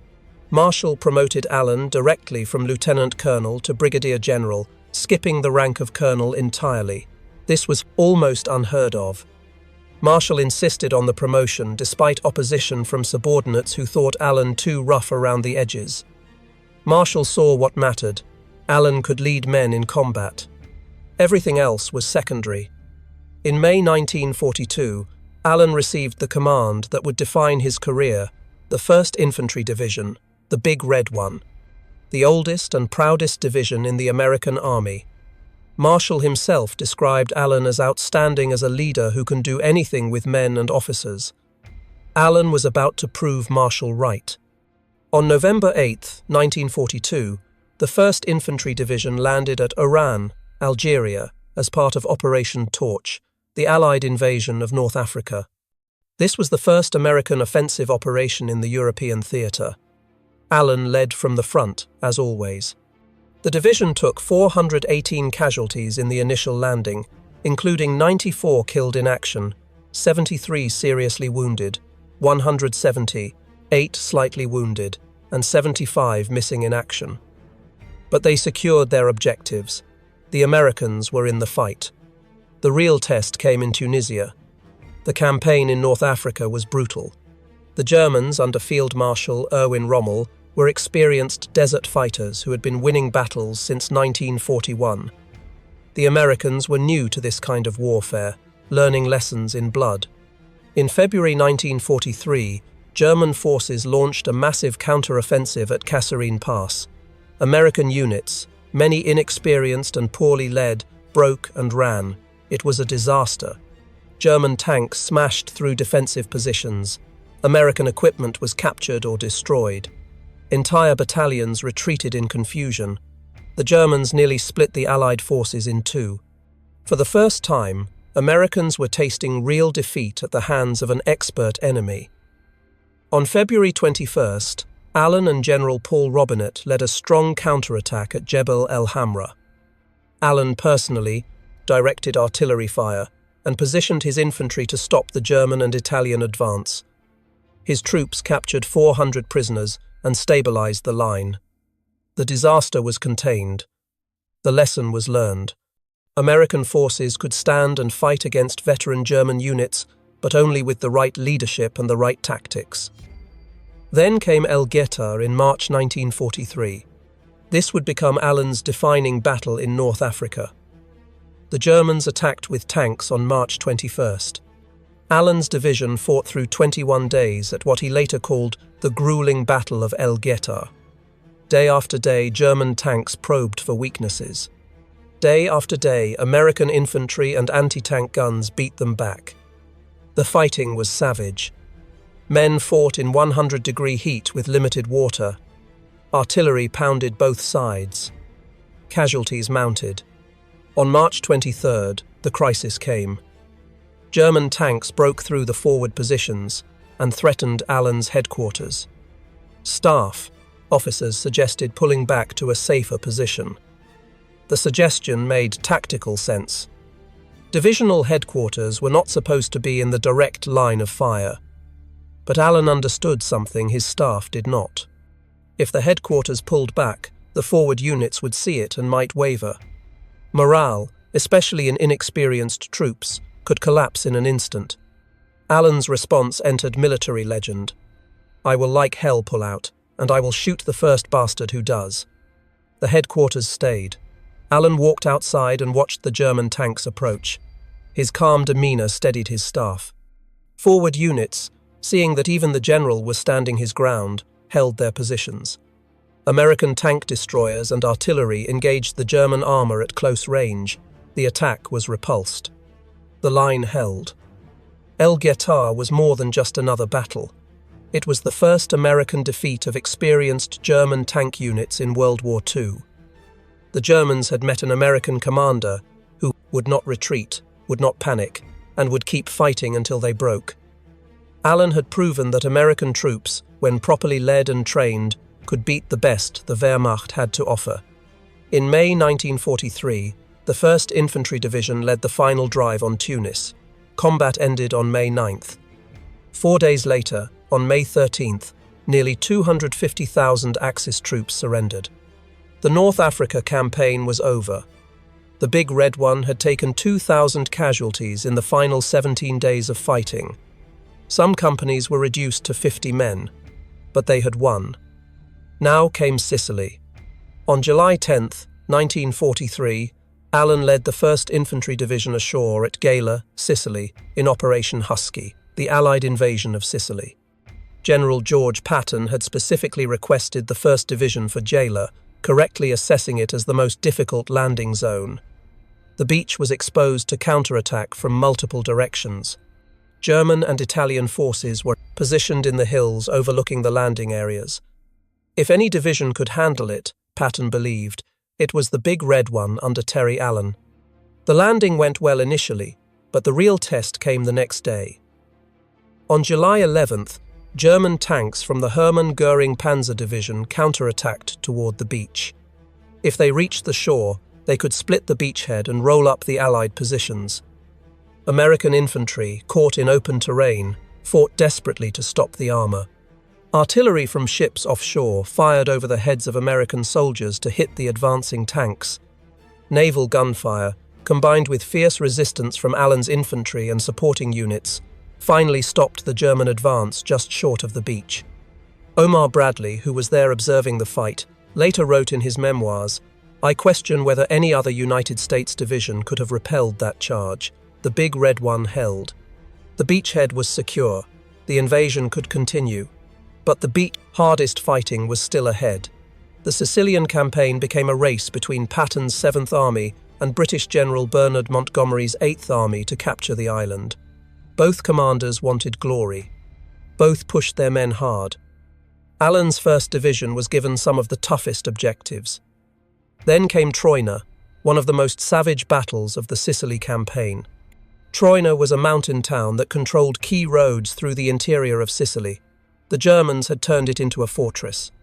From July 31st to August 6, 1943, Allen's division attacked this stronghold. The fighting was brutal. Every building had to be cleared. Every street was covered by German machine guns. American infantry attacked uphill into prepared positions. Casualties mounted daily. The Germans did not just defend, they counterattacked. Again and again, German forces launched attacks to throw the Americans back down the mountain. By the time the battle ended, the Germans had launched 24 separate counterattacks over 6 days of continuous fighting. 24 times, Allen's men beat them back. The division artillery fired thousands of shells. Infantry companies were reduced to half strength. Medics worked around the clock. But the Big Red One kept attacking, kept pushing forward, kept grinding down the German defenders. Troina finally fell on August 6th. The road to Messina was open, but the cost had been heavy. The 1st Infantry Division was exhausted. The men had been in combat almost continuously since landing in North Africa 9 months earlier. They needed rest. They needed replacements. They needed time to rebuild. On August 9, 1943, Time magazine published its latest issue. On the cover was Major General Terry Allen. The article praised him as a great division commander in the making who was gaining a personal luster. It celebrated his victories in Tunisia and Sicily. There was one problem. On August 7th, 2 days before the magazine hit newsstands, Omar Bradley had relieved Allen from command of the 1st Infantry Division. The reasons were complex. Bradley believed that Allen and his assistant division commander, Brigadier General Theodore Roosevelt Jr., had let disciplines slip. The Big Red One had become elite, confident, but also somewhat arrogant. Bradley felt the division needed tightening up. Allen was replaced by Major General Clarence R. Hubner. But there was another factor. Recent scholarship suggests the relief was pre-planned by General Dwight Eisenhower and Patton before the Sicily campaign even began. They believed Allen was the right man to get the division through the toughest early fighting, but not the right man for the long war ahead. Eisenhower himself later stated, "It is a terrible injustice to General Allen to hint that he was relieved for inefficiency." Bradley admitted in his memoirs that none excelled the unpredictable Terry Allen in the leadership of troops, but added that neither Terry Allen nor Theodore Roosevelt Jr. possessed the instincts of a good disciplinarian. The truth is that Terry Allen cared more about winning battles than maintaining parade ground standards. His men loved him for it. The generals above him worried about it. So at the peak of his success, appearing on the cover of Time magazine, Terry Allen was sent home. Most officers would have retired in bitterness. Allen asked for another chance. On October 15, 1943, Brigadier General Terry Allen, reduced back to his original rank, took command of the 104th Infantry Division at Camp Adair, Oregon. The demotion stung, but Allen did not dwell on it. He had work to do. These were not battle-hardened veterans like the men of the 1st Division. These were green troops, mostly factory workers and farm boys from the western states, just as the Germans had suspected about American units. Average age was in the early 20s. Most had never been far from home before the army. They knew nothing about combat. Allen looked at these young men and saw potential, but potential meant nothing without proper training. He set out to create the most thoroughly trained division in the United States Army, and he would do it by teaching them to master something most units avoided: fighting at night. While standard Army training required 10 to 12 hours per week of tactical instruction, Allen drove his men through 30 to 35 hours per week, 3 times the normal requirement. Some weeks, they trained nearly 6 hours a day on top of normal military duties. The training was relentless, exhausting, and brutally realistic. Allen focused obsessively on night operations. He taught his men to move silently in darkness. He drilled them in using compasses and terrain features when they could not see more than a few feet. He taught them to communicate without speaking, using hand signals and prearranged codes. He taught them to coordinate attacks without radios, which could be intercepted or jammed. He taught them to trust their fellow soldiers completely, because at night you could not see who was beside you. You had to know they were there. The division practiced night attacks again and again, first in small unit exercises, then in company-level operations, then in full battalion attacks with artillery support, all conducted in total darkness. Allen insisted on realistic conditions: live ammunition, actual artillery barrages, smoke to simulate the confusion of battle. His men learned that night fighting was terrifying, but that proper training and discipline could turn that terror into a weapon against the enemy. The other divisions at Camp Adair thought Allen was crazy. His men were exhausted all the time. They stumbled through the Oregon forests at 3 in the morning. They practiced attacks in driving rain and pitch darkness. But Allen knew what he was doing. He was teaching them to survive. Night attacks, when done correctly, resulted in fewer casualties than daylight assaults. The attackers had surprise. The defenders were confused and frightened. And most importantly, enemy artillery and machine guns could not see targets clearly enough for effective fire. By the time the 104th Infantry Division shipped out to Europe in the summer of 1944, they were the first and only American division trained specifically for nighttime combat. Bradley would later admit that Allen brought the only division I know of that was prepared for night combat. That preparation would save countless lives in the battles ahead. On October 23, 1944, the Timberwolves entered combat near the German border in Belgium. The German veterans in the forest waited for easy pickings. Intelligence reports had told them this was a green American division, fresh from the United States, never tested in battle. The Germans had faced green American units before. Those units made mistakes. They panicked under fire. They were predictable. This would be another easy defensive victory. What they got instead was a nightmare. That first night, Allen launched his division into action. The attacks came in darkness. Companies moved silently through the forests, navigating by compass and memory of the terrain they had scouted in daylight. They hit German positions from unexpected directions. Sentries were eliminated silently before they could sound the alarm. German positions were overrun before defenders fully understood what was happening.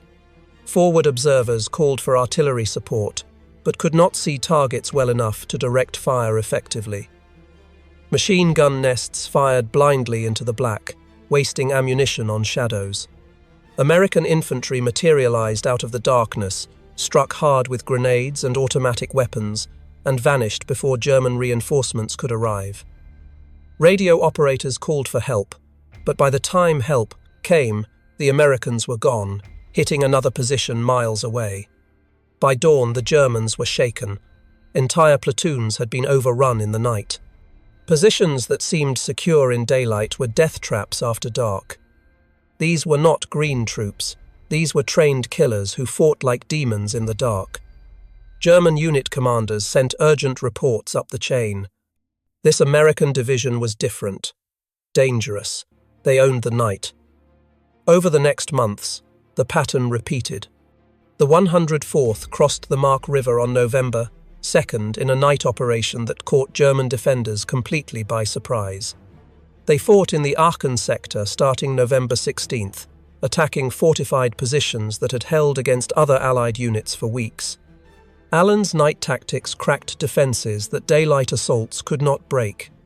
When the Germans launched the massive Ardennes offensive in December, what history calls the Battle of the Bulge, Allen's division held defensive positions from December 15, 1944 to February 22, 1945. The division absorbed the shock of German attacks, held critical positions, and prevented the German breakthrough from widening. Then on February 23rd, they crossed the Rohr River and went back on the attack, driving into Germany itself. The reputation of the Timberwolves spread among German units. Wehrmacht soldiers who rotated from other fronts heard warnings about the American division that attacked at night. Some German reports, captured after the war, described the 104th as elite troops specializing in night operations. German defensive plans had to account for the possibility of American attacks in darkness, forcing them to maintain higher alert levels and spread their forces more thinly. This was exactly what Allen wanted. An enemy that feared the night was an enemy that could not rest, could not relax, could never feel safe. German propaganda, broadcaster Axis Sally, Rita Zucker broadcasting from Rome, made references to the American night fighters in broadcasts monitored by Allied intelligence. She claimed, according to accounts verified in Gerald Astor's biography of Allen, that the American night fighting was unfair. This was high praise disguised as complaint. If the enemy thought your tactics were unfair, you were doing something right. On March 5, 1945, the Timberwolves captured Cologne, one of Germany's great cities. On March 22nd, they crossed the Rhine River, driving deep into the heart of Germany. After the Rhine crossing, Allen's division advanced 193 miles in 9 days, ending at Paderborn. Then they drove another 175 miles in 15 days, reaching the Mulde River. On April 11, 1945, the 104th Infantry Division, alongside the 3rd Armoured Division, liberated the Nordhausen concentration camp in central Germany. What they found there would haunt these soldiers for the rest of their lives. Approximately 3,000 corpses lay scattered throughout the camp, many in various stages of decomposition. 750 prisoners were found alive, though barely. They were skeletal, diseased, too weak to stand. Many died in the days after liberation despite American medical care. Nordhausen had been a sub-camp of the Dora Mittelbau camp complex, where prisoners had been worked to death building V-2 rockets in underground factories. The Germans had abandoned the camp as Allied forces approached, leaving the prisoners to die. Allen's soldiers, hardened by 7 months of continuous combat, were sickened by what they saw. They had fought Germans in open battle and respected them as soldiers. But this was different. This was systematic murder, industrial-scale atrocity. The men realized they had been fighting not just an enemy army, but an evil regime. Allen ordered his men to photograph everything. He wanted documentation. He wanted proof. He ordered German civilians from the nearby town to be brought to the camp to see what had been done in their name. Some Germans claimed ignorance. Allen did not care. They would see. They would know. They would help bury the dead. From April 15th to 19th, the division fought a 5-day battle to capture the city of Halle, an important industrial center. The fighting was house to house, street by street. German defenders fought stubbornly to hold every block. Artillery and tank fire smashed buildings. Infantry cleared rooms one at a time. Casualties mounted on both sides. During this operation, Allen encountered Count Felix von Luckner, a fascinating figure from history. Von Luckner had been a World War I German naval officer, captain of the commerce raider SMS Siedler, known as the Sea Devil for his exploits sinking Allied ships in the Pacific and Atlantic. Now he was an old man in his 60s, living in Halle, trying to save his city from destruction. Von Luckner approached Allen under a flag of truce and helped negotiate a partial surrender of Halle. His intervention saved much of the city from being destroyed by American air attacks and artillery bombardments. Allen and von Luckner, old warriors from an earlier conflict, dealt with each other with professional courtesy and mutual respect.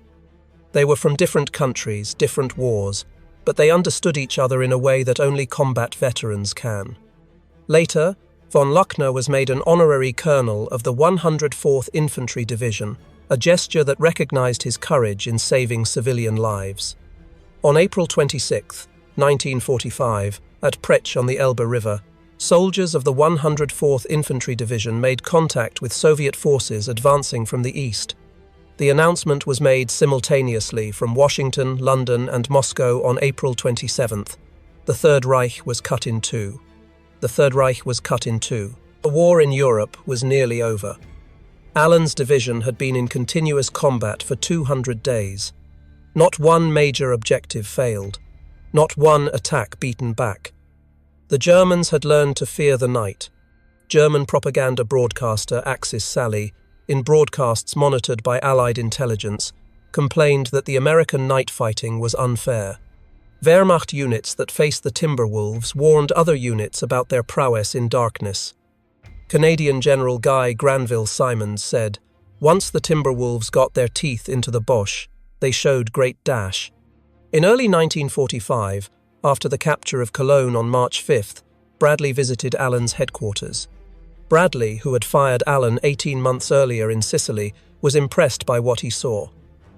The 104th Infantry Division was performing magnificently. They had been in combat for less than 5 months, but were already being compared to veteran divisions that had been fighting since North Africa. According to accounts verified in Bradley's memoirs, Bradley told Allen, "Terry, I am pleasantly surprised to see these young Timberwolves of yours already ranked along with the 1st and the 9th as the finest assault divisions in the European theatre of operations." The 1st Division was Allen's old command, the Big Red One.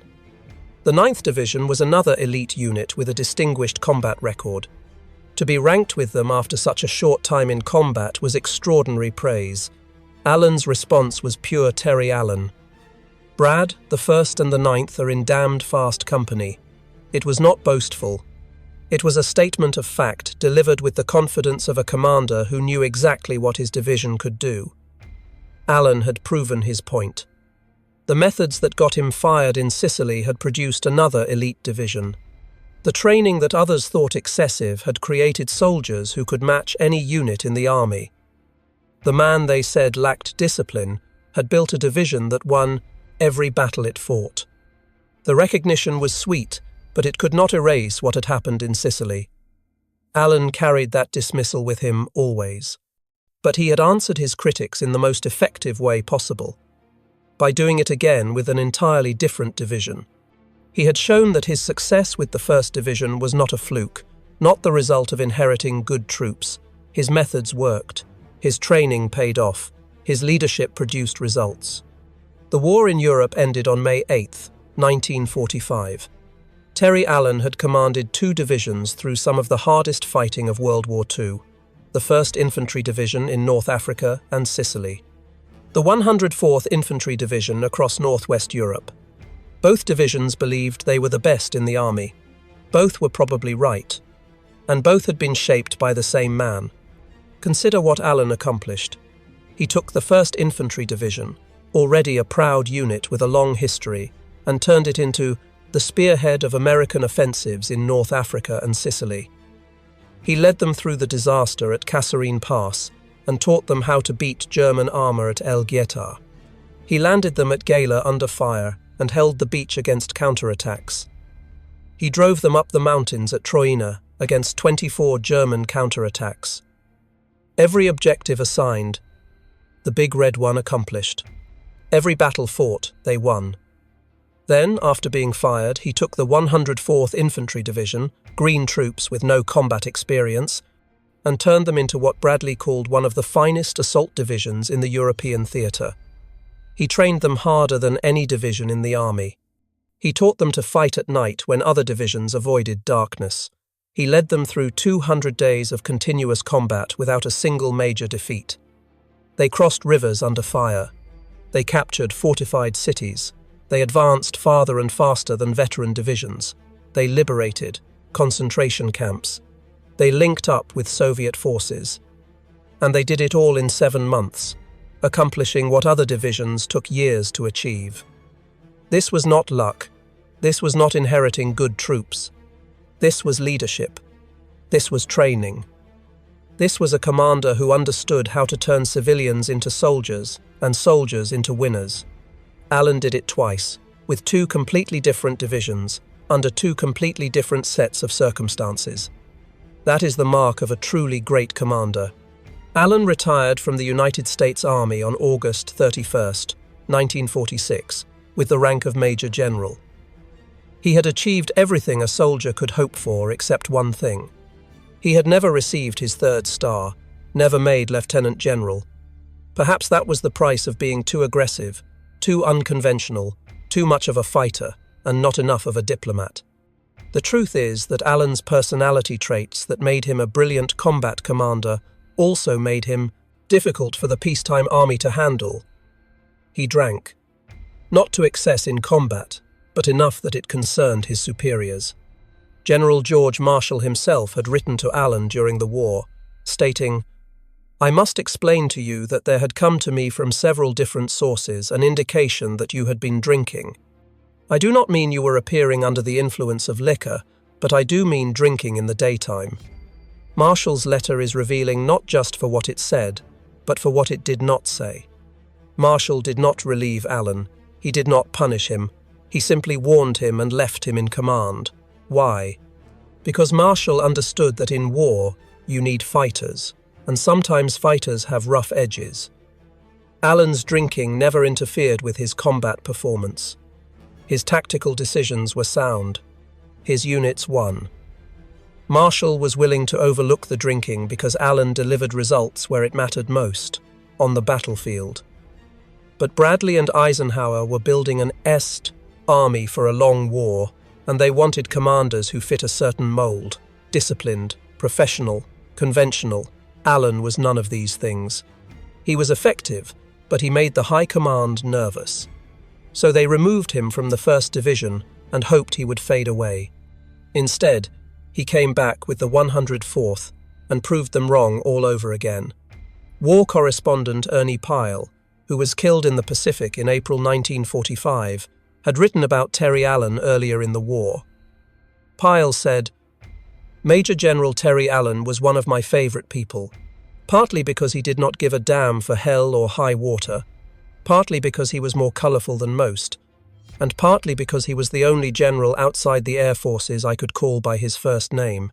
If there was one thing in the world Allen lived and breathed for, it was to fight.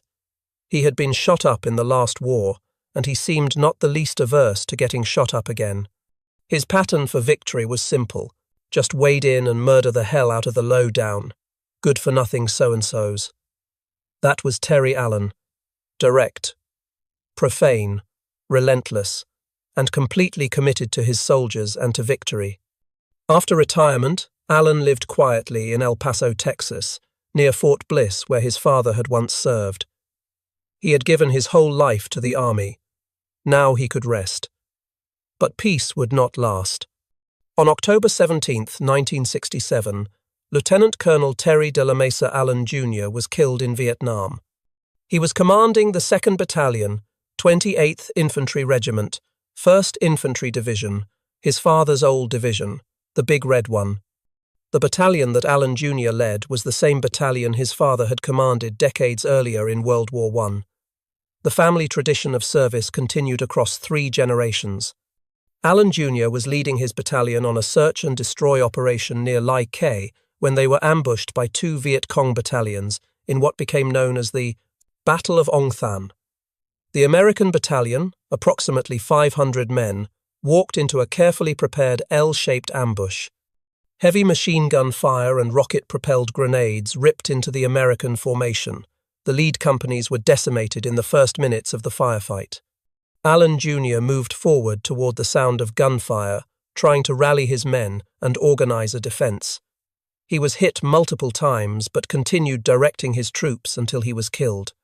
Between 58 and 64 American soldiers died in the ambush, one of the worst single-day losses of the war. Allen Jr. was posthumously awarded the Distinguished Service Cross, the nation's second highest award for valor, for his leadership under fire. The death of his son shattered Terry Allen.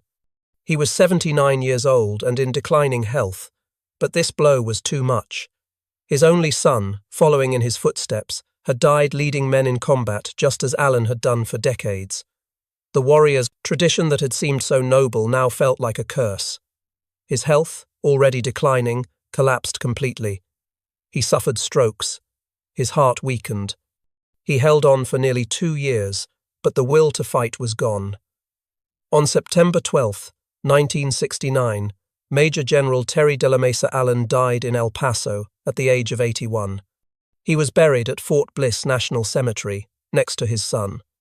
The old Army cavalryman, the warrior who had fought in 2 world wars, the general who had led men through the deserts of North Africa, the mountains of Sicily, and the forests of Germany, was finally at rest. Today, the United States Military Academy at West Point, the institution that dismissed him in 1911 for academic failure, presents the General Terry de la Mesa Allen Award to the cadet with the highest rating in military science. The academy that could not contain him as a student now honors his name.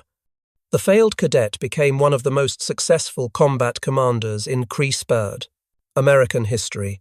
Those German soldiers who waited in the Belgian forests in October 1944 expected to face green American troops, easy targets. Instead, they met Terry Allen's Timberwolves. Within days, German unit reports described a new threat. An American division that fought like veterans, attacked at night, and would not stop coming. Wehrmacht intelligence officers warned other units. This division was dangerous. Their commander, they learned, was the same general who had led the 1st Infantry Division in North Africa and Sicily. Terrible Terry Allen had returned. By war's end, German veterans who faced both of Allen's divisions understood what made him different. It was not cruelty or overwhelming firepower. It was training so intense that green troops fought like veterans from their first day. It was leadership so personal that soldiers would follow him anywhere. It was tactical innovation that turned night from a time of rest into a time of terror, and it was an absolute refusal to accept defeat under any circumstances. Allen never commanded armies. He never made lieutenant general. He was fired at the peak of his success and spent years proving he deserved another chance. But the soldiers who served under him, American and German alike, knew the truth. Terry Allen was one of the most effective combat commanders of World War II. He won every major battle he fought. He led 2 different divisions to distinction, and he proved that American soldiers, properly trained and properly led, could beat the best troops the enemy had. The Germans in those Belgian forests learned that lesson the hard way. The ones who survived spread the word. Terrible Terry was back, and the night belonged to him.